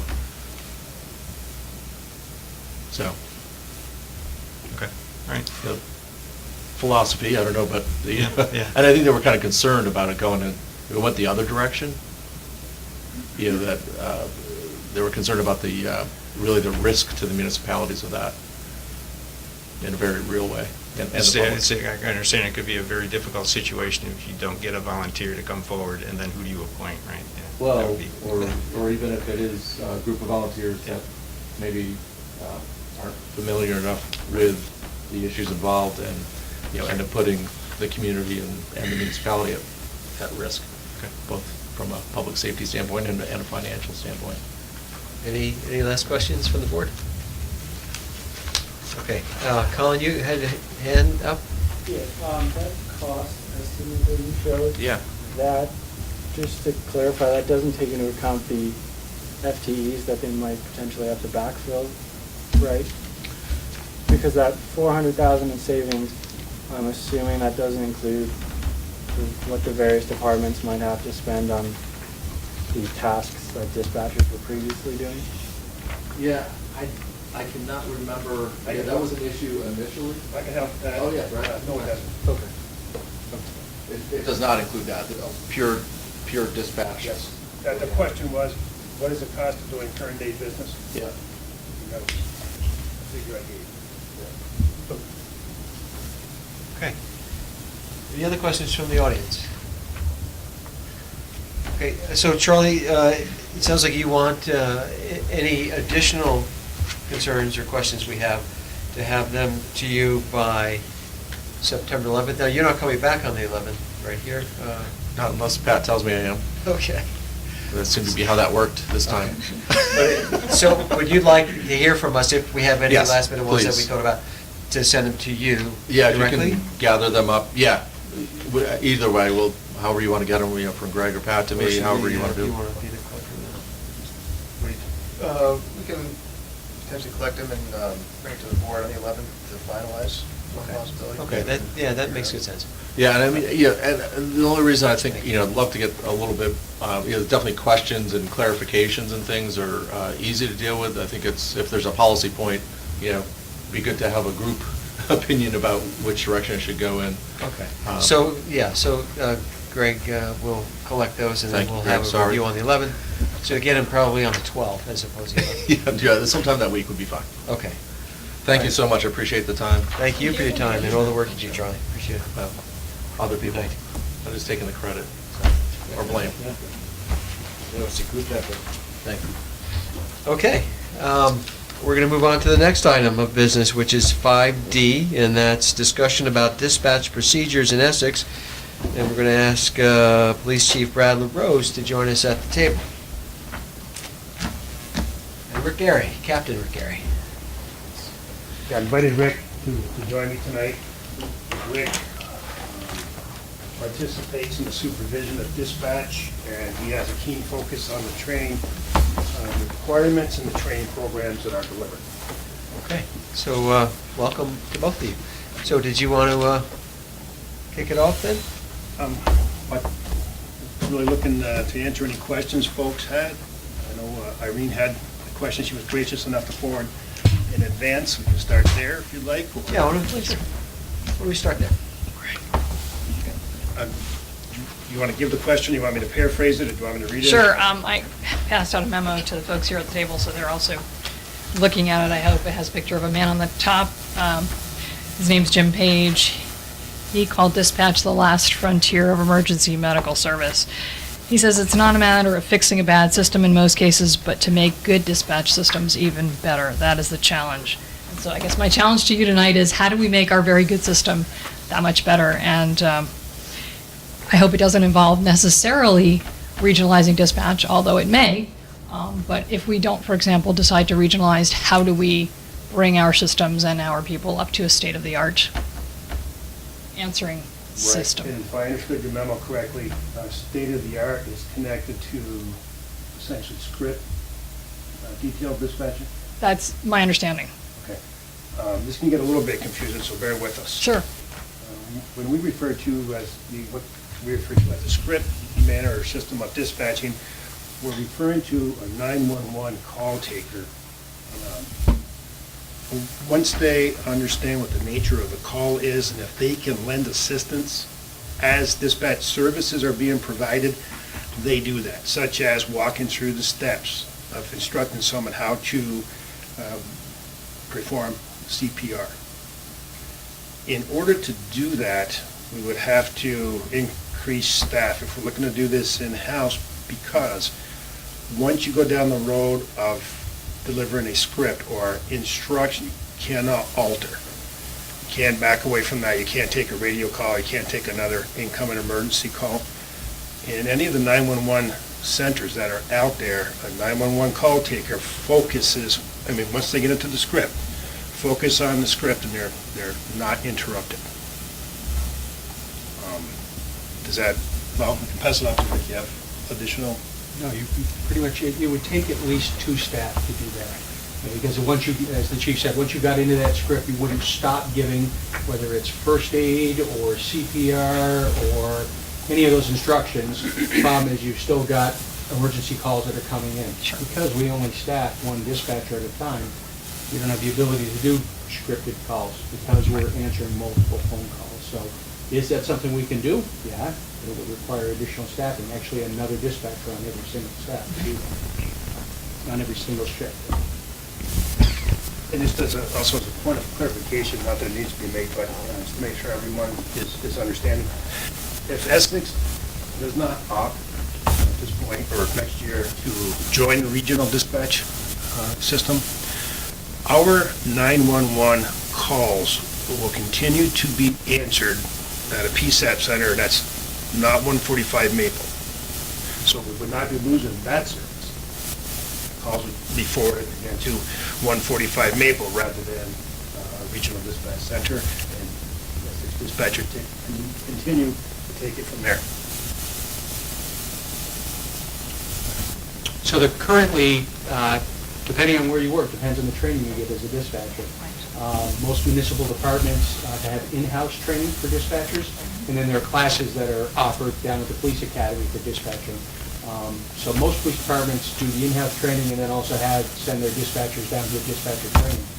If you're a dispatcher in a PSAP center, there's an additional certification, which is actually, I believe now, a 40-hour certification. Part of that includes dealing with scripting and those types of calls, but it also deals with the 911 systems that most departments don't have if they're not part of the 911 group. I believe that, I made a phone call today to find out, I believe they are actually now combining the 911 class with the dispatching class, so we may not have a choice in the future. Once I know more about that, we send as a dispatcher down, they may get trained as a 911 dispatcher and get it. I just haven't had confirmation on it yet. But there are different classes depending on what organization you work for and what task you're doing. Okay. What about the time savings that we're being told about doing the regional dispatching? It's somewhere between 60 to 90 seconds, and can you tell us about that and how? I struggle with understanding that the 60 I don't understand to that. 90-second savings. The 71-second figure that Charlie offered earlier is the result of a survey that was done at the request of Steve Locke, the current Burlington fire chief. And the study was done, I believe, the fall of last year over a few-week period. If I remember right, it was 6 weeks, and it involved 16,000 calls statewide. And the 71-second time interval was from pickup at the 911 call center to pickup at the local agency. So it would be, say, if a call came in to Williston, and it's an Essex matter, it's from the 71 seconds, it's from the time the 911 call center operator over Williston sends a call to Essex, and an Essex dispatcher picks up the phone. Now, this is where it gets a bit confusing. The way our dispatchers are trained and the way they operate, once they understand what emergency service is needed, they push the tone button which alerts that agency to start heading for your truck, because you've got a call coming. Also in the system, the way it's designed is once a 911 operator understands where the emergency is, they alert that agency to pick up the phone and join in on the call. I'm not connecting a 60 to 90 second time savings. Naturally, there will be a time savings. Quantifying it is a bit difficult. When I talked to Steve Locke about this just a bit ago, Steve, not to speak for Steve, but he shared some of my concern. We really need to be careful not to oversell that figure. Yes, there will be time saving. How much? I can't tell you here today what that will be. Thank you, Chief. Any other questions for Chief? Oh, yeah. Andy. So who do we currently dispatch for? Well, Essex PD and for rescue, and the 2 fire departments in Westford Fire. Oh, public, all the other municipal agencies, water, sewer, public works. And so Essex Rescue, wherever they go, you dispatch, do all their dispatching? Yes. So there are 2 municipalities that aren't on the list that Charlie was showing us. Underhill, Jericho. Right. Any calls up in that area, we dispatch rescue for. Right, so would we continue paying for their dispatch, or how's that going to work in this? Under the current formula, I believe so. Well, yeah, they would be considered what I would call a contract municipality. That's what we were talking about. So I guess the question is, would you go to those municipalities and tell them, we will not dispatch for you unless you start paying for it? Because today, they're not paying for any Essex Rescue dispatch that we do for them. That situation is highly variable town to town. Ask them how much they pay northbound. No, well, yeah, I don't understand that answer, but They spend about $40,000, I believe, with St. Albans dispatch. So my only point is that they spend a significant amount of money on this service. I'm sorry, when you say they, who do you mean? Other municipalities don't spend hardly anything.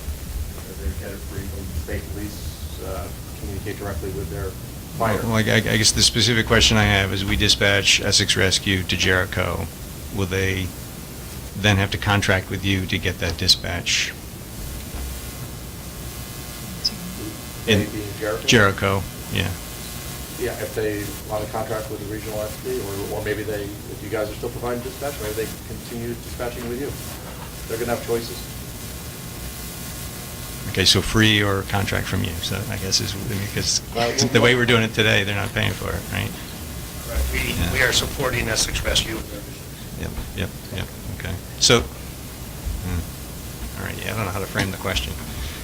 There's a lot of different models going on just in, go to any of these adjacent towns, the model's different. Yeah.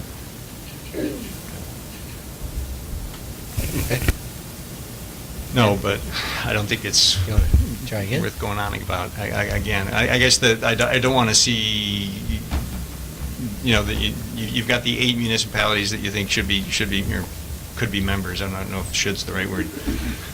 But the Jericho, Underhill, who aren't on that list. They don't currently provide their own dispatch services. Right. Some, and I guess maybe it's a discussion we need to have ourselves. Is, do we want to continue providing dispatch to Essex Rescue regardless of where they are going, or do we need to start charging Jericho for that work? Or maybe that's it's a different discussion, I guess. So yeah. I just don't want people to lose their ability to have dispatching done for them. I think that's really what I'm more concerned about. Whether who pays for it, is it really just? Chief, did you have a comment you wanted to make to that? Just pretty much maybe just a random thought. I believe Essex Rescue does bill, does charge for their services. Maybe somewhere in that billing formula, that whole scheme, maybe they could incorporate in a fee to help, to supplement the services to communities outside of Essex. They're asking for a per capita, is what they're going for, a per capita number, so it's based on populations. From the different towns, they're trying to normalize it so that all towns are paying the same per capita. Yeah, but that money goes to them, doesn't come to us. So, yeah. Right, that's, I mean, if they Yeah. charge a little more to. Yeah, well, that's just, right.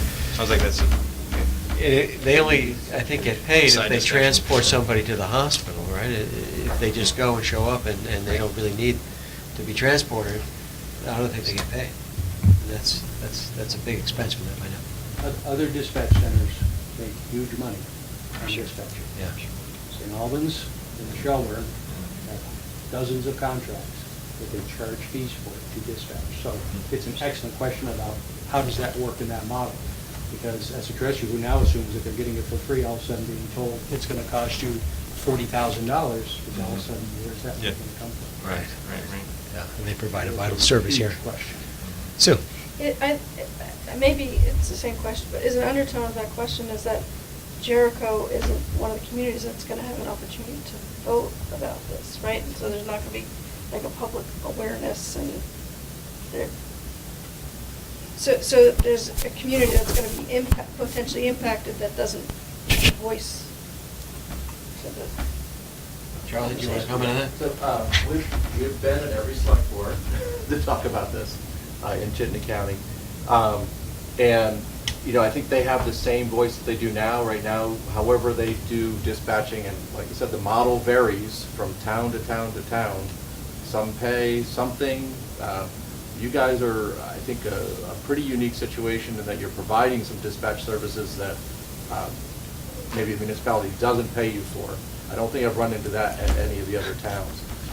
So that's one side of the unique thing. And I can't remember Jericho, they may get it from the state police and not pay anything. So they are going to have some decision points. Bolton, on the other hand, they have a contract with Shelburne. I want to say it's $1,500. I'm making that number up, but I think it's in that ballpark. It might be more than that. So each town is going to have to make their own decision, which they do in their normal budgeting approval process, however they do that. But yes, you are right. There are two different kinds of towns. Those that are paying hundreds of thousands of dollars for dispatch currently and would be members, and those that pay somewhere between nothing and very little for dispatch because it's not really a service the town provides, and they contract for it. I don't know how to, I'm being pretty blunt. I'm trying to be very blunt, but that's true. Other questions for either Rick or Brad? Irene? I'm curious about 911 as a service that the state provides going forward. Do you have any sense? I knew recently there were some changes proposed or done as far as how many 911 PSAPs there would be. Are either of you familiar, or Charlie, with the immediate future? DPSB, Department of Public Safety, decreased their PSAP centers from 4 statewide to 2. There are other PSAP centers throughout the state. Charlie, if you have the page, or Yes, can you give a reference in the color-coded mapping that Charlie has in his presentation? That's correct. Identify those Okay. areas. Okay. St. Albans, Lamoille, Shelburne, Hartford. And they're expected to stay, Yeah.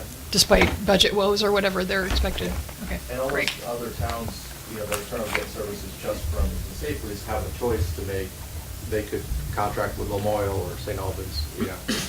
As a matter of fact, all the towns in Grand Isle County last year decided to move from St. Albans dispatch to Shelburne dispatch. So 7 towns, about 7,000 people. But there was a contracting financial decision that those towns made. And that impacted your PSAP center. Sure. Where they typically had 4 dispatchers when they were a 911 center, and now they have 2. So they changed the contract like that. Yeah. Yeah. Thank you. And so PSAPs at municipal departments like Shelburne and St. Albans get paid a fee by the 911 to do that. So yes, all of a sudden the town could say, you know what, this is too much of a headache and pull out. And so your question was, could the PSAPs go away? Yeah, it's a decision by the town or the PD to be a PSAP center. And they come and they go. But it's kind of a moneymaker. You know, it's your dispatching for services, you're paid a fee to do that. But there's nothing that says once you're a PSAP, you have to stay a PSAP. It's just another job that dispatch center does. Unlike the full-blown PSAPs, like I think two, really, listed in, yeah, statewide, actual state PSAPs run by the 911 board, two, is it? Two. The rest are municipal departments, that's second as a PSAP. Got it. Okay, anything else? Other questions? Okay, thank you for coming tonight Very and helpful. answer those Thank you. questions. Appreciate that very much. We're not going anywhere. You're not going anywhere, right? Oh, yeah. Okay, so the next item of business is 5E, and that's the use of equitable sharing funds to purchase security camera components. So, right. The system that we have in place now is coming up on 3 years old, and the life expectancy of certain components, the hard drives within the DVRs, is 3 to 5 years. We're a little short of the 3. Reflecting back on how we did business back 3 years ago, maybe if we'd upped the cost and gone with a little higher quality, we would have gotten a more life out of the current system. But in any event, the system's failing, it's crashing on a weekly basis, has to be rebooted, and we're losing some time there. We're certainly losing some coverage. So the proposal that we have for you tonight is to use up to $80,000 in equitable sharing funds, which is the drug seizure money that the department brings in from the drug work that we do. It's not tax. It's not, no, right. And the system that Rick has really scoped out and presented as the best for us, it's an exact Z series, whatever that is, Windows 10 system. We buy it through ProTech. It's the company who installed the current system, and they would install this system, and I think that they recommend this system as well as one of the better quality systems. And what the package that they proposed to us would give us is a new set of hard drives and replacement of some analog cameras with digital. One thing that we did do in preparation for the future when the facility was constructed is to run digital lines, digital cabling throughout the system, planning for the future in the event that we could upgrade from analog to. Good plan. Rick was behind that move too. So the bottom line request for the board tonight is to use up to $80,000 in equitable sharing funds to replace the necessary failing component parts in our security camera system at the police station. What would the timeline be for that? How long does it take to do that? Approximately 6 weeks, and orders about 2.5 weeks, and then schedule and install. Okay, good. What's the board's pleasure? Questions? Yes, Sue? Yeah, I'm just curious, any improved life expectancy with this new Yes. system? Well, knock on wood, yeah, it's supposed to. Yeah. The difference between this system and the old system, we went with the lowest quote that we could get at the time when we built the building, trying to pinch pennies, and we kind of got what we paid for. The DVRs that we use actually have the hard drives built into them, and they're proprietary to the actual units themselves, the DVRs themselves. The new system we're getting actually has removable drives in it, that we can remove a drive out when it fails and put it in. It's not proprietary, so yes. It does work just like a server. An industry standard typically is you're replacing servers 3 to 5 years before they start crashing.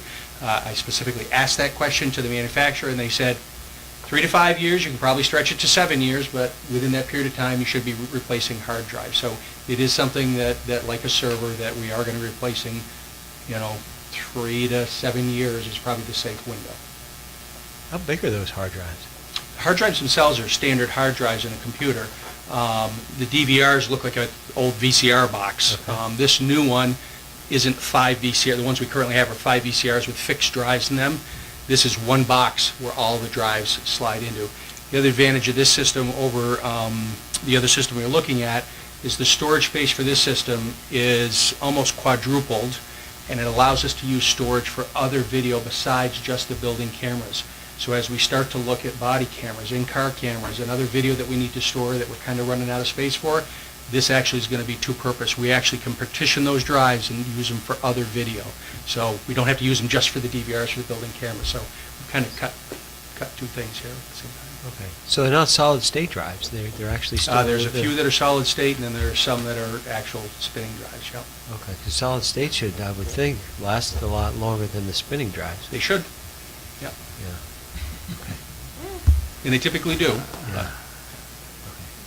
Yeah, but there's a limit to the number of times you can actually write to them. Correct. Yeah. So, yeah. There are no moving parts, but yeah, there are limits. Yeah. Instead of doing this, it's a switch that's just going on and off, so it does burn out after a period of time. Yeah, you're charging oxide and it breaks down. You got it. And did you say what you're doing with the old ones that are coming out? The old ones are not, we're basically throwing them, we'll wipe them and throw them away. Okay. They're not, we've asked if we could get a credit on them, they're not worth anything, they won't resell them because they're failing. Okay. So the cameras themselves stay, it's the physical drives, the DVRs that we'd be replacing. And it'd be one big box with drives in it. Okay. Thank you. Okay, what's the board's pleasure? Sue? I'll make a motion. If you'd like. We can have more discussion too afterwards. All right, make a motion to recommend that the select board authorize the police department to use up to $80,000 in equitable sharing funds to replace components of the security camera system at the police station. Thank you, Sue. Do I have a second?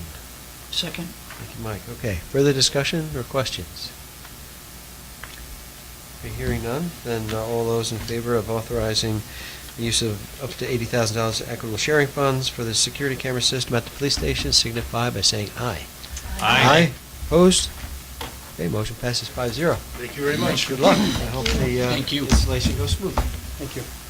Thanks for all you do as well. Yes. Before we get, it seems warm in here, and it was cool before. It's been going up and down. I tried to just turn it down a little bit to I'm find still that happy feeling medium. like it's like stagnant. Thank you, Rick.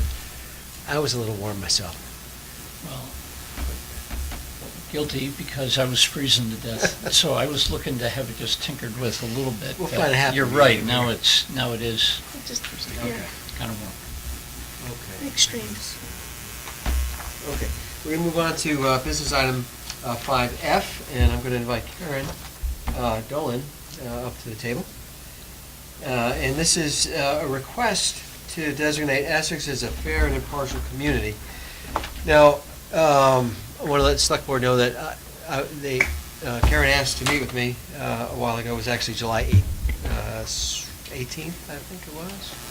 I don't know the exact date. July 18th. To just tell me that this is something she was thinking about, and so I knew that she was going to be coming to us to talk more about it, and I'll let you take it from there. Yeah, so, one, I just wanted to start by thanking you for the opportunity to present this resolution designating the town of Essex as a fair and impartial community. And I wanted to point out that I'm speaking as an Essex resident, not in my role as a town employee. So I wanted to put that out there. And I'm not exactly certain the steps I need to take with this. I'm assuming it would be great for me to read the resolution that's there. But before I did that or even considered that, I just wanted to give some background information of how this came to be, because I think that's an important piece of it. It just didn't come out of anywhere. That this resolution was drafted by a group of community members that organized within the past year in focusing on social justice issues and looking at ways to strengthen the community of Essex. And a number of those folks are here in the room this evening to support this. And it was during one of those meetings earlier this year that we heard a presentation, and as part of that we heard that the Essex Police Department has adopted a fair and impartial policing policy. And we were really excited about it, like that's great, that's wonderful, it's strengthening the community. And one of the pieces in it, because if you go online you can see it, it's there. The purpose of that policy really aligns with where we were going. It says the purpose of this policy is to communicate the requirement that all members of the Essex Police Department conduct policing in a fair and impartial manner, to clarify the circumstances in which officers can consider personal characteristics when making law enforcement decisions, and to reinforce processes and procedures that enable us to provide services and enforce laws in an equitable and impartial way. So we were on board, like, this is great, this is good, this is the direction we want to go, where we're really taking into consideration everybody that resides in Essex. And our group of folks, we're curious and thoughtful people, just like you seem to be as select board members, and came up with some questions. This is great that the police department has this policy. What about the rest of the town services? Are they also being offered in that same means? And so we didn't jump to any conclusions or assumptions. Instead, we put a lot of time and energy into research and finding information out of let's read through that policy that the police department has. What is the background on that? Having conversations with community members. What are other towns doing? Has the select board already looked at this? And I saw that there was somebody that came and asked some information about this before. And so we're really trying to be curious and make sure are all of our services available. And what we found is that Essex hasn't yet expanded that fair and impartial policy that's in play for the police department to other services. And so we really thought that by expanding the policies, it would build on that successful implementation that's already there in the police department. It aligns perfectly with a number of the goals listed in the town plan. I think you probably have that in the letter that I put out there, that there's a number of them that it aligns with the resolution. And it supports two core values that were outlined by the Heart and Soul Initiative as core values of Essex residents, being safety and community connection. And it also is supported by the Vermont Attorney General's guidance to Vermont cities and towns as well. So we're like, okay, this seems like this is something to put forward. So with that, we drafted the resolution and are bringing it to you as a select board. So I don't know if it's appropriate to read the resolution. Is that helpful, or should I just kind of put the recommendation? It's not a real long one. I would, if the board's okay, have her read it. Yeah, Carol, why don't you go ahead and read it? Okay. So whereas the town of Essex, Vermont is proud to be a community that values diversity, and whereas nearly 60 million people worldwide are displaced by violence, political strife, or natural disaster and forced to become formal refugees, and whereas millions of additional people worldwide are driven to seek out immigration opportunities for better lives and opportunities for their well-being, and whereas immigration has been the cornerstone of our town, region, state, and nation's development through our history, and whereas Essex, Vermont has a long and proud tradition of being a community that welcomes immigrants and refugees as new Americans and valued members of the community, and whereas Essex residents identify safety and community connections as core values in findings from Heart and Soul and as included in the 2016 Essex Town Plan. And whereas Essex has a foundation of ensuring protection and public safety for all within its jurisdiction through the Essex Police Department's adoption of a fair and impartial policing policy in 2016, and whereas the town of Essex has no other formal existing agreements to enforce immigration policy throughout all municipal services, and whereas the town of Essex is resolved that federal funding may not be held based on a municipality's willingness to enter agreements regarding the enforcement of immigration policy. Now, therefore, be it resolved by the Essex Select Board of Essex, Vermont, the following. The town of Essex formally announces its intention to operate as a fair and impartial community, and as a fair and impartial community, the town of Essex will adopt policies that direct employees to refuse the application of any request from a state or federal agency that requires the identification of a resident's immigration status. And the town of Essex shall refuse any request to be an extension of any federal immigration policy enforcement actions and shall not enter into any agreement to carry out such enforcement. And as a fair and impartial community, information regarding immigration status will not be required in order to access municipal services unless immigration status information is necessary.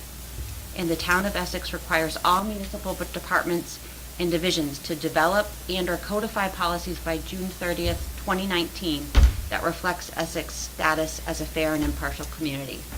And we will further resolve our status as a fair and impartial community upon codification of these policies. Okay, thank you for reading that. So with that, I just want to put the recommendation I have. Thank you for this opportunity, and our recommendation is that the Select Board make a motion to approve the resolution as read, designating the Town of Essex as a fair and impartial community. So that's what you're looking for us to approve this. And I bet there's a lot of questions out there for you. So how about we open it up to the board to questions, comments? Who would like to go? I see Sue's hand first, and then Irene, then Mike. How about that? So we had somebody in here, I don't know, maybe about 4 or 5 months ago, pitching Sanctuary City. How is this different from the Sanctuary City? Seems very similar. Yeah, and I guess I would need to have a definition of a sanctuary city. I think it could be very similar to it. But I think the definition of sanctuary city is very loose. There isn't a definition of it, so I would need to know what is the definition of a sanctuary city. Well, I guess I would have to I didn't pull out my notes from that one before, but it was very similar text. So is there a connection between your group of people and the group of people that were No. Okay. Nope. Nope. Can I ask another question? Sure. Okay. So, a number of places in your memo, you referenced that you're representing other residents and a number of community members. Can you provide any specifics to that? How many are we talking? Yeah. 10, 30, Yeah, 10 is the 100? number that I've given, and we have a few of them here in the room, and they're significant others, and then we've been having a monthly meeting, and I would say there's probably around 8, 10 at that, and it varies each meeting, but we've shared this throughout, and we have an email group as well. So I would confidently say 10 community eyes 20 community eyes have looked at this, but it's likely more. And then one last question. You referenced similar efforts in other Vermont municipalities. Can you provide any specifics to Yeah, that? so the specific one I can speak to is Montpelier. I actually met with one of the city councilors in Montpelier, and so they have adopted a resolution there very similar to that. If you look at their resolution, you'll see some of the language is very similar to it, and it's being received well there. One of the pieces that they did in Montpelier is I think they refer to theirs as a sanctuary city, and did not do this and that because I feel like it's based on the fair and impartial policy that's in place for the police department, and it's building on that. Thank you. Irene? In the final whereas, I'm concerned about the way this is worded. The Town of Essex is resolved that federal funding may not be withheld. I didn't know that it was up to us to not have funding withheld by a federal administration that we have no control over, so maybe you can help decipher that for me. So that is stating that through, and this is also through the support of the Attorney General and through the guidance that his office put out, of saying that if policies and stuff are worded in this fashion, that they are meeting the criteria that is in place, that you can't have your funding pulled for being called, so you're not using the word sanctuary city, you can't have your funding pulled because you're meeting the criteria that they have in place for it. And he has also shared that he is willing to hear any of these cases and support that. So it might be that the wording could change with that, but I think it's knowing that this resolution follows the guidance that came from the Vermont State's Attorney's Office, saying that if this language is used, it's meeting the criteria that's in place. Do you have anything else, Irene? Concerned about the date of June 30th, 2019, sounds like a long time away. I would agree. I'm happy to have it be sooner. I think that was taking into consideration that there's a lot of transition in the town right now with the town manager, with different departments, and kind of wanting to meet folks in the middle of it and not have it be, and we want this to happen in a month from now, realizing that folks need time for change, for drafting their policies. What if they just did their policies and they're going to have to renew it? Giving some leeway to each department to be able to do that. So I'd be happy to have it be sooner, but also want to meet people halfway. Appreciate that sensitivity. Thank you. Mike? Like Irene, I have problems with the last whereas and that language. I also have a real problem with the second one under the be it resolved that begins, as a fair and impartial community, the town of Essex will adopt policies that direct employees to refuse the application of any requests from a state or federal agency. I don't believe we have that right, and I also don't believe that our town attorney has reviewed this language either. So I'm uncomfortable. I'm uncomfortable doing something with this tonight. I also don't think it needs to wait until June 30th of 2019. I don't. It's either going to be approved by council, or they'll come back with some kind of language change, or whatever the case may be. But I don't think it needs to wait until June of 2019. But I do have specific issues with those two parts of this. And I think our intention is not to create anything that is against federal law, state law, whatever it is. It was taking from the language that already exists in it. So if it doesn't match exactly with what's already in the police policy, I think certainly be open to amending it to fit what's already there in the police policy. If I thank you, because I was going to ask the chair if I could ask. Sure, it's great we have Brad But here. it looks like Brad's hand got up before I asked him. Chief? The police department's fair and impartial policing policy really it continues to exist in the manner that it is intended. The purpose hasn't changed. But as a result of a bill, S-79, that took effect July 1st of this year, I had to go back to our policy and remove a couple of sections, which really, it doesn't really change much, to make our policy de-conflict with federal law. If we look at S-79 and the manual put out by T.J. Donovan, which Karen's already made reference to, package that up, send it off to Bill Ellis, or someone down at the town attorney's office, to review this so that if and when we do put a resolution policy or what have you out, it doesn't conflict with federal law and we have to back up and undo it. Yep. Thank you. I just wanted to make a comment on this June 30th date. This is 2019. This is to have all departments modify their policies. It's not a target date for approving this resolution, right? Yeah, I think there might be some confusion as to what that date. Yes, you're that would asking be for. when departments would have all of their policies updated by then, yes. Right. Thank you And for so, clarifying that. Yeah. The other comment I wanted to make is I'd love to read that document that you have there from TJ. Yes. I'd like to read that before approving this, I guess. Yeah, Get my and I own- included it get my own in the take letter. on it. There's a link to it. It's online. Okay. All right. happy to give you my copy. No, I can look it up. And I'd also like to, Sue's comments, we did have other people come in previously to talk about this.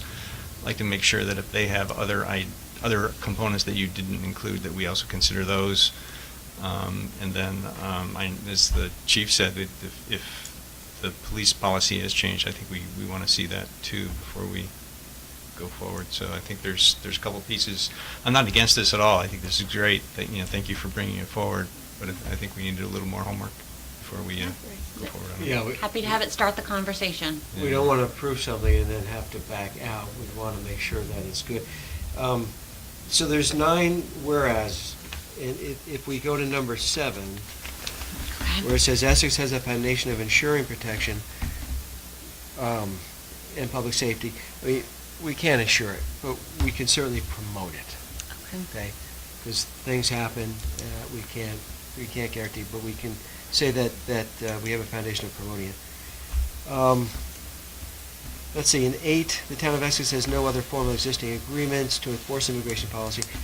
As you know, the town doesn't discriminate based on immigration status, right? And that is the piece, like, I would agree with that, and I think that's part of our conversation is saying. You want to codify that, I understand, Yes, right? I think that's the piece, and especially in these times now of uncertainty, of having it in writing. And I think, have things in writing. It's not just somebody remembers it, it's there. This is what we live by, and it's those values. So on 8, maybe I could say the town of Essex does not, enforce immigration policy. I mean, it's not one of the things that is in our service that we do here. Mm-hmm. As opposed to saying it has no other formal existing agreements to enforce immigration policy. I mean, you can just say that we don't enforce immigration policy. Okay. Is that acceptable? To change that? I think so. So, again, the town doesn't discriminate, right? Basically, and you know that. You just want to codify that similar to the way the police did. Anything we approve, we need to make sure that legal says we're not violating state or federal laws. So we would need them to review it. I would also suggest that maybe staff could do some more research into the fair and impartial status, what it would really mean to us, and how it has affected towns, in positive ways and maybe negative ways, so that we can have the full 360, as Pat would say if he were here, to do on this. Because I don't think anyone's against the general idea. It's the implementation of it to make sure we don't accidentally do something that's conflicting with state law or so on. And it's probably worth, too, that if you were agreeable to those changes that we talked about in 7 and 8, then we can have the department heads look at it, too, and, get their feedback on what they might do. And then put this on, if the board wants, on a future agenda to discuss again and have more information and maybe more confidence in what we're being asked to do. I think that would be wonderful, and I think from one of the takeaways that we've been having in this group is it's not just we needed this action item and it needs to happen. It's more of having these conversations, especially in our community of Essex where it's growing. It's one of the few communities that's seeing growth, of having these conversations. So I think having the conversation with department heads, with other it's only going to make things richer. So, back when the conversation got started previously, there was a gentleman that had a point of view that we tried to get in, I guess, and failed. I don't know whether that was our schedule or his schedule, or you want to comment on that? Yeah, I believe Pat has reached out to somebody who spoke at the village with a different perspective, Correct. and I'm not sure if he hasn't been able to follow, the Pat's outreach was never responded to, or if the person did not want to come back and say it again. I'm not sure either way, but it sounds like it's kind of fizzled out one way or the other.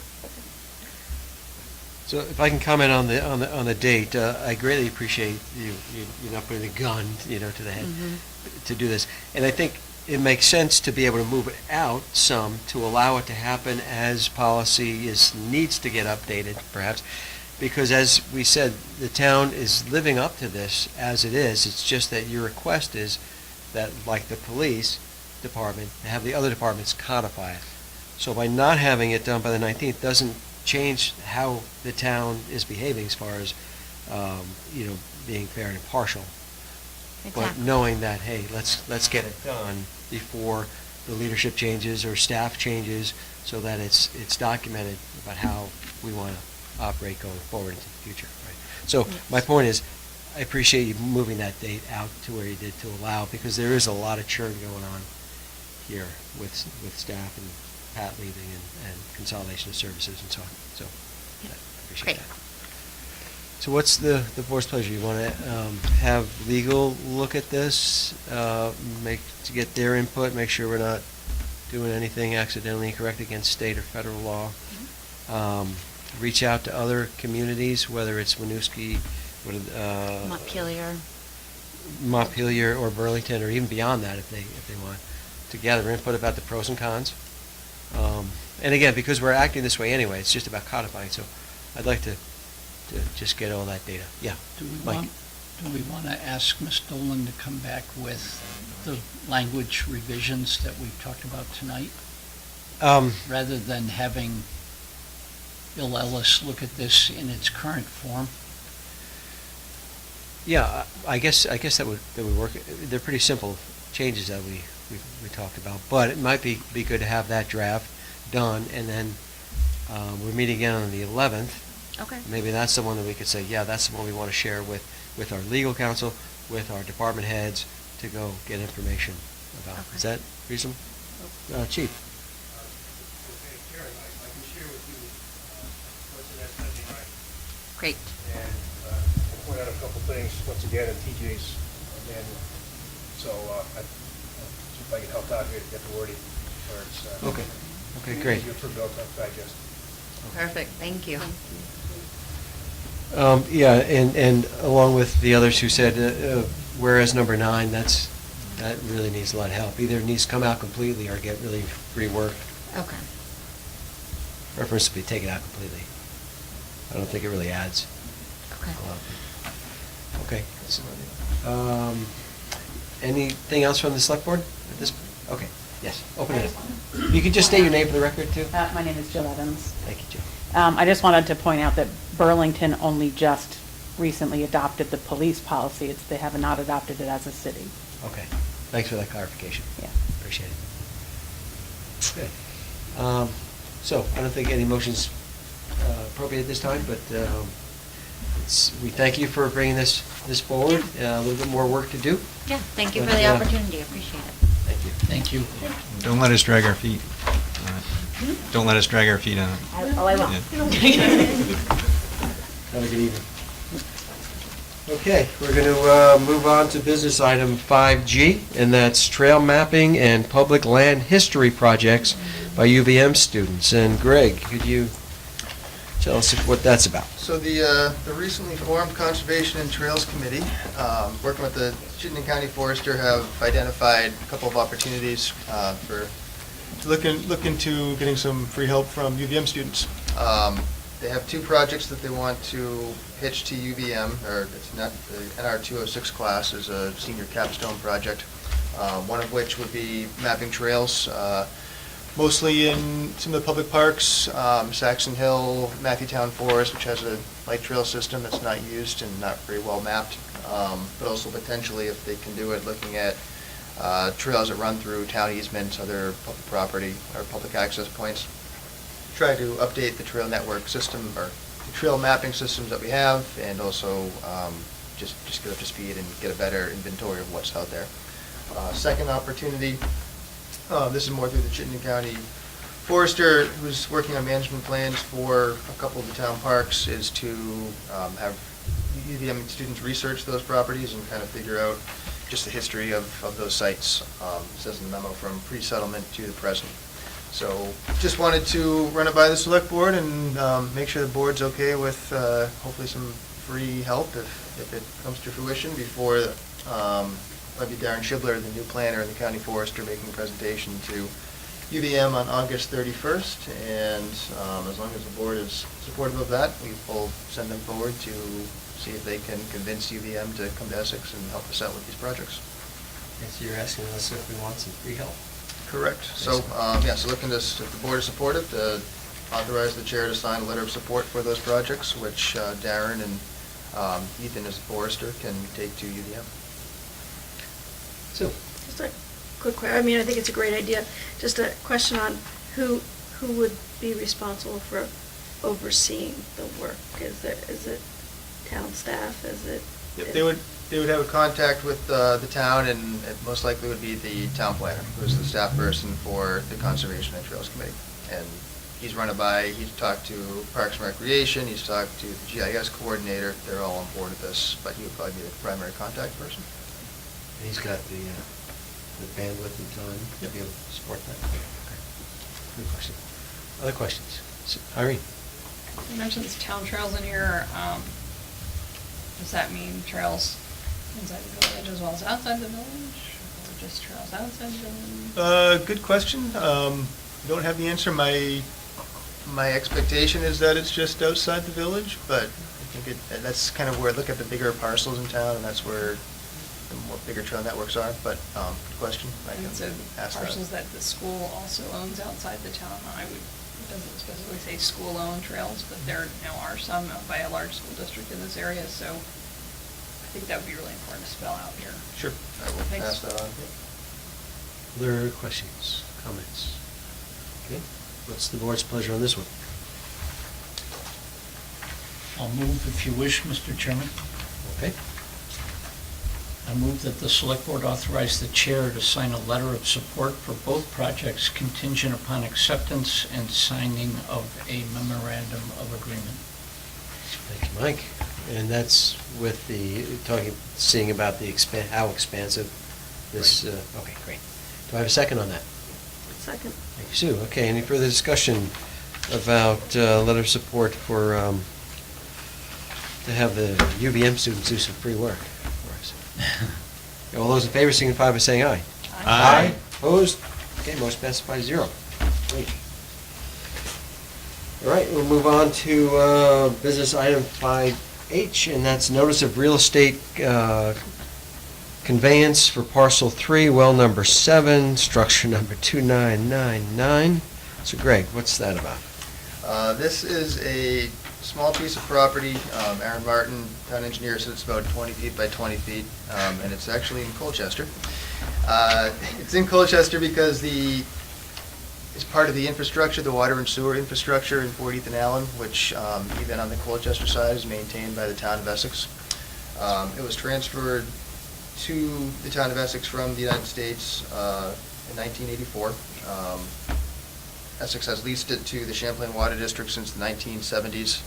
Town doesn't do really anything to maintain it. It's all Champlain Water District. They've been asking for this for a while, and finally all the right parties came together to finish the request and the potential transfer.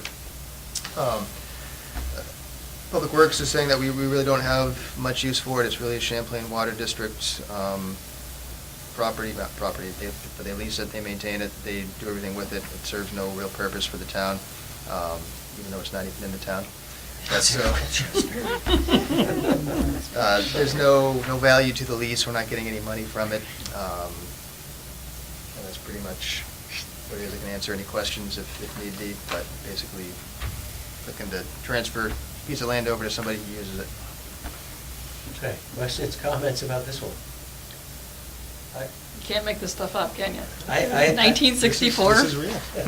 Holy smokes. One comment, in the conveyance, should we approve it, can it be very clear that it's as is, there's no warranty on it, if it breaks the day after they get it?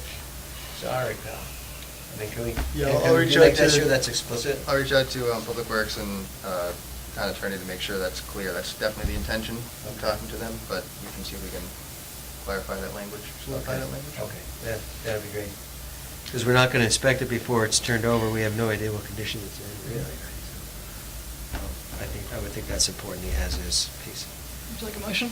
Please. I would move that the Select Board approve the notice of real estate conveyance that gives notice of the town's intent to convey a parcel, notice parcel 3, well number 7, structure number 2999, and appoint the town manager as the town's agent to execute all necessary deeds and documents for purposes of completing this conveyance. Thank you, Irene. Do I have a second on that? Second. Thank you, Mike. Okay, any further discussion about this conveyance of the Colchester property? The Essex asset there. Okay, hearing none, all those in favor signify by saying aye. Aye. Opposed? Okay, motion passes 5-0. Great. Moving on to item 5I, and that's the designation of delegate for the VLCT annual business meeting. Greg. It's that time of year again where VLCT holds its annual business meeting. It's part of the town fair Town Fair workshop, 2-day workshop. Last year it was in Essex. This year, if somebody goes, you're going to have to travel down to Killington, Rutland area. The actual business meeting will be held on Wednesday, October 4th. That's when VLCT looks at its municipal policy, adopts any changes to that. That is free to attend for a select board member. VLCT recommends that a representative from each town go. If somebody wanted to stick around for the Thursday workshop, the attendance is $60 per person. That is part of the budget, part of the select board budget each year, so money is available for that. Probably some good workshops, but yeah, VLCT recommends each town to go. Somebody has gone in the past. I believe it's been worthwhile, and if somebody wants to go this year, we're looking to have the chair authorize or sign the designation form. Annual meeting is to approve, one of the things they do is to approve the policy Yep. changes, right? Yep. And that meeting's gonna be October, right? What's the date? It is October October 4th. 4th. Okay. Correct. So I was wondering if the board would like to have the opportunity at our September 11th meeting to review at least the changes that are being proposed, have a discussion about it, and then Andy, you'll have a much better idea as to what to bring down. What do you? So there's a couple of challenges around that. Okay. I don't know if I got copied on I got a link sent to me to the policy. Maybe I don't know if everybody else did or not, but I can send it around. The two possible concerns. One is that they have, in the past, they used to send out the policy with strike-throughs and Track change. Track change, right. So at last year's meeting, the members present approved a new procedure whereby they strike the entire document and rewrite it every year. So it's essentially all new content every year, so that it's not, there's no track. That's horrible. Did you change approve that, Andy? Did you approve that last year? I don't recall whether I voted for or against that change in the policy, but that's the way it's being done now. They've struck, they say it's a new policy every year, so it's Okay. and they're saying that it would be less cumbersome that way, but I don't know, as you said, it's going to be challenging to understand what's different from last year Wow. if you don't have a copy of last year. So that's one challenge. The other is they want feedback by September 1st. They pulled this same thing last year where they don't actually distribute the proposal in time for select boards to have warned meetings to have a discussion about it.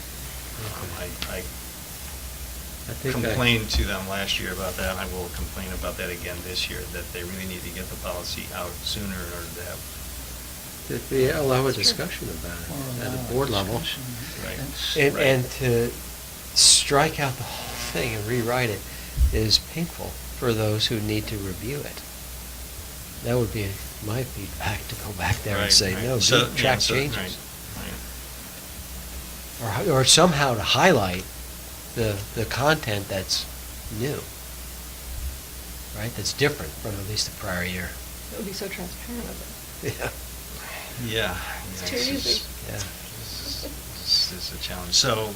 Okay, so doing it on the 11th is futile because it's too late this year. Last year, when I raised the same concern, they said, well, you can get your input to us late. So we could still have the discussion on September 11th. Okay. I would certainly take folks' comments and then take those forward. It is possible to do, to bring up write-in updates day of the meeting. They prefer to have them ahead of time so that they can have some time to react to them. Yeah. So they want So- time to react to them, but we can't. Right, that's Yeah. exactly my Yeah. concern that I will raise again. Just checking. So would you like to see it come back, or we can just? So I guess that was just the background, but yes, I'd Okay. like to see it come back. I'll send out the link, and I don't know if we want to include it in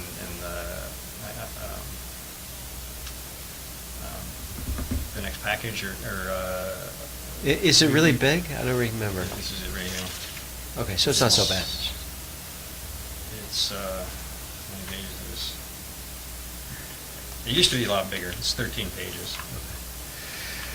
If you send it to Greg, Greg can include it in the packet for September 11th, and if the board wants to receive it early, it's an electronic piece, FYI, we can come to us sooner. If you I'll want send the more link to time. everybody anyway, just don't comment to me electronically, and we can have the discussion on the 11th. Okay.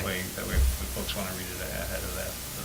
Okay, and then we can have it on, as an agenda item on the September 11th, even though it's not ideal from what VLCT would like, but Right. at least it gives us an opportunity to weigh in a little bit Right. and give you some feedback as to what to take back, right? Yeah. Okay, does that sound reasonable? So is everybody okay with Andy doing it? Yes. All right, we thank him, we thank you. Sounds like we've already gone past that. Yeah. You want a motion just to Yeah, make it we- official? Yeah, I think we would, I think we need a motion just to appoint Andy tonight, and the request to staff is to put it on the agenda for the 11th. I would move that the select board appoint a delegate, namely Andy Watts, for the VLCT annual business meeting and authorize the chair to sign the delegate designation form, Yeah. as well as having staff distribute the document here, heretofore mentioned. Actually, Andy was gonna email it Yeah, I'll send it to everybody. I'll send it. Oh, okay. Okay? All right, do I have a second on appointing Andy as our VLCT annual meeting delegate? Second. Thank you, Sue. Any further discussion of that? Yeah, I do want to bring up the fact that because it's a 2-day event, rather than driving back and forth, You get to stay over. I'd like to request that the town pay for my hotel accommodation that night so I can attend the next day, and I'd like to sign up to. Should. We can make that happen. Should. That sounds Money for reasonable that. to me. We don't want to put you at risk. Falling asleep coming back. Did you There's want a really that? nice campground right near there. Did you want that 11th date in the motion too? I got that. Okay, all right. Thanks. Okay, so Irene made a motion, Sue seconded it. It's to appoint Andy as the delegate. Thank you, Andy. For VLCT Thank you, annual Andy. meeting. Yes, thank you. Any further discussion? Okay, all those in favor signify by saying aye. Aye. Aye. Opposed? Okay, Andy, you're it. Thank you for doing it. Appreciate it. Don't forget to send the form in. Forms in here.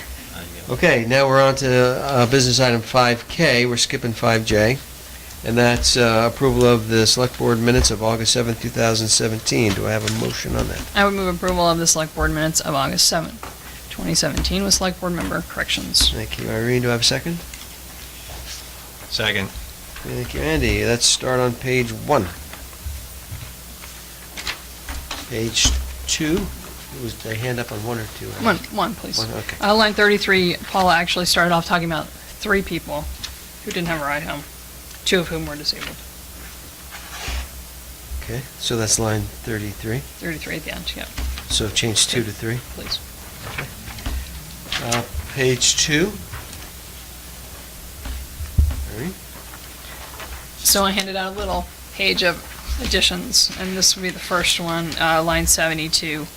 I want to insert a paragraph that said, Irene asked if town staff had worked with any of the candidates. Pat confirmed that he had, but said he wasn't part of the decision-making process and wouldn't be making any recommendations. And that's related to? That's related to the search for a headhunter. Okay. All right, anything else on 2? Page 3? Mike? Line 144. The sentence that ends with the last 4 or 5 words that says, "In attendance were not the worry." In other words, Mike Plegman recalled there was agreement by the select board after last public hearing that the people in attendance were not the worry. I'd like to add, because I distinctly said this, right after that period, it was the people who own guns who are not in attendance that were the people that we were trying to reach. So how do you want that to say? I'm sorry. Could you say it again, Mike? It was the people who own guns who did not attend that were the people we were trying to reach. Okay, you got that, Sam?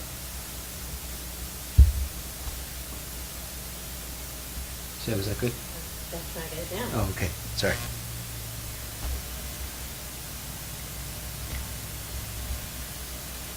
was the people who own guns who did not attend that were the people we were trying to reach. That's right.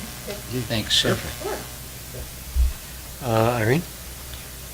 This is the second of my suggested edits, causing lines 121 to 124 to read as follows. And I'm using my title here because normally in the minutes, Sam, your procedure is to call us Mr. or Ms., and the person doing these minutes just didn't do that. So I'm just requesting that throughout the minutes, first of all, we use people's titles rather than their first names over and over.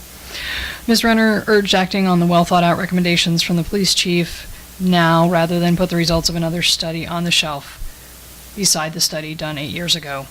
Ms. Renner said representation will likely be one-sided as it was before because people are afraid to come forward. They have been threatened as well as physically prohibited from attending such meetings in the past.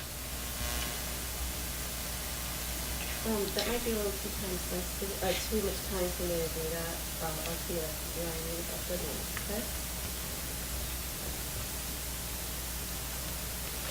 okay? Line 127 would be inserting a new paragraph. And again, Ms. Cook, this would be with your permission. Perhaps you have other ideas. I haven't had a chance to match up to yours.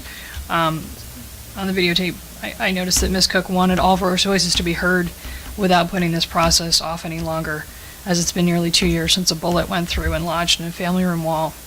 She stated that different people may be prevented from coming at different times. Okay, Sue? Yeah, and I also had a addition, and I actually struggled a little bit with this whole section. When I rewatched the video a couple of times, and the way this is laid out is not the order that the conversation actually took place during the meeting, but I didn't have time to do the whole restructure of it. But anyway, there was definitely a fair amount missing. So that's the piece of paper that I gave, which I guess I was following the standard here, which is, yeah, which is, so, do you need me to read it, or? Yeah. Okay. Yeah. So I wanted to add in at least somewhere before 142, if it's, Sue Cook stated her position in opposition to further delaying public engagement opportunities on the use of firearms in the town of Essex. She would like to proceed immediately with the RFQ as we have already delayed a response to issues brought to our attention. Public safety is a responsibility of the select board. The RFQ includes content explaining the need for the facilitator to identify creative approaches for ensuring that all community voices can be heard, which is extremely important. Okay, anything else on 3? Page 4? Irene? On line 155 at the end, Ms. Davis said she would like this to happen ASAP.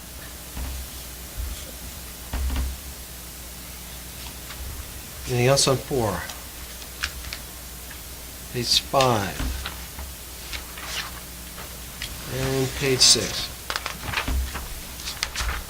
Okay, all those in favor of the select board minutes? I'm sorry. You have one? Page 6, Okay. 263.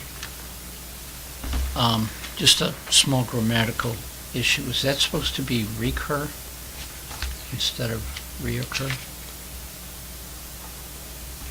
I don't know what was said, but I flagged that also. I'm just looking at the Yes. spelling of the word. Yep. Okay, anything else on 6? Okay, hearing none, all those in favor of the select board minutes of August 7th, 2017 with corrections, signify by saying aye. Aye. Aye. Opposed? The motion passes 5-0. We're on to consent agenda. Do I have a motion to approve the consent agenda? I move we approve the consent agenda with select board member comments. Thank you, Irene. Do I have a second on that? Second. Thank you, Mike. Okay, comments on consent? Sue? I read through what Darren had submitted here. I mean, this was kind of a request that we had for follow-up on the other utilities. And I appreciate this level of detail. I'm not really sure what practically non-toxic means. To me, that was...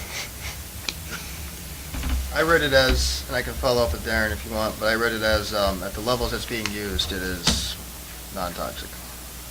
Is that a, like, because, and then that's for this Garland 4 Ultra, and then for the Method 240 SL, it says practically non-toxic or slightly toxic. I didn't know if those were like official qualifiers. I do not know, but I can check with Darren and find out. On that memo, yeah, I'd like to also thank Darren for the follow-through and the level of detail that he provided. I'll pass that on. Excellent. Any other comments on that, on consent? We did get a thank you from Tom Sullivan, and I guess that is directed to the fire chief, is that right? Yes. So, thanking Charlie for the support that he provided in the UVM's unfortunate event. The historic Torrey Hall was had a fire, so I'd like to say thank you also to Charlie. It's great to see our folks like that get recognized for their excellent work. Any other comments?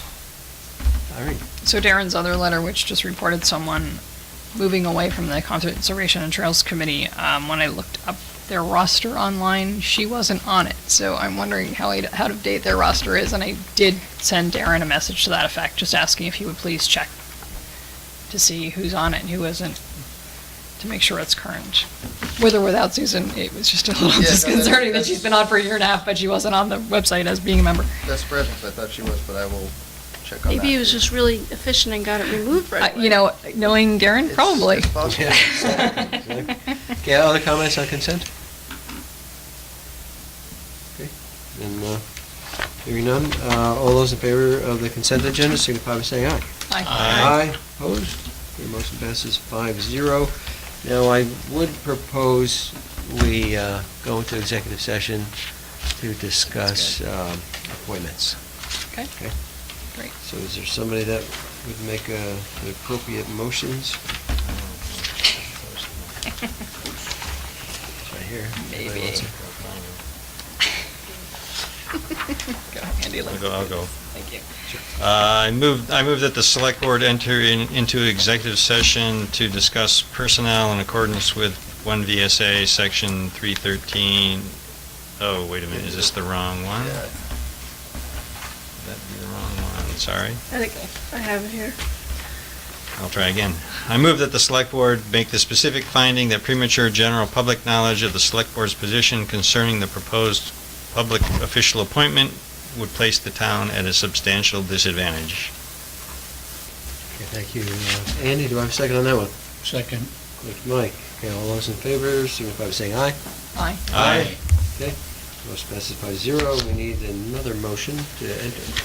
I move that the select board enter into executive session to discuss the proposed public official appointment pursuant to 1 VSA section 313A3 to include the deputy town manager.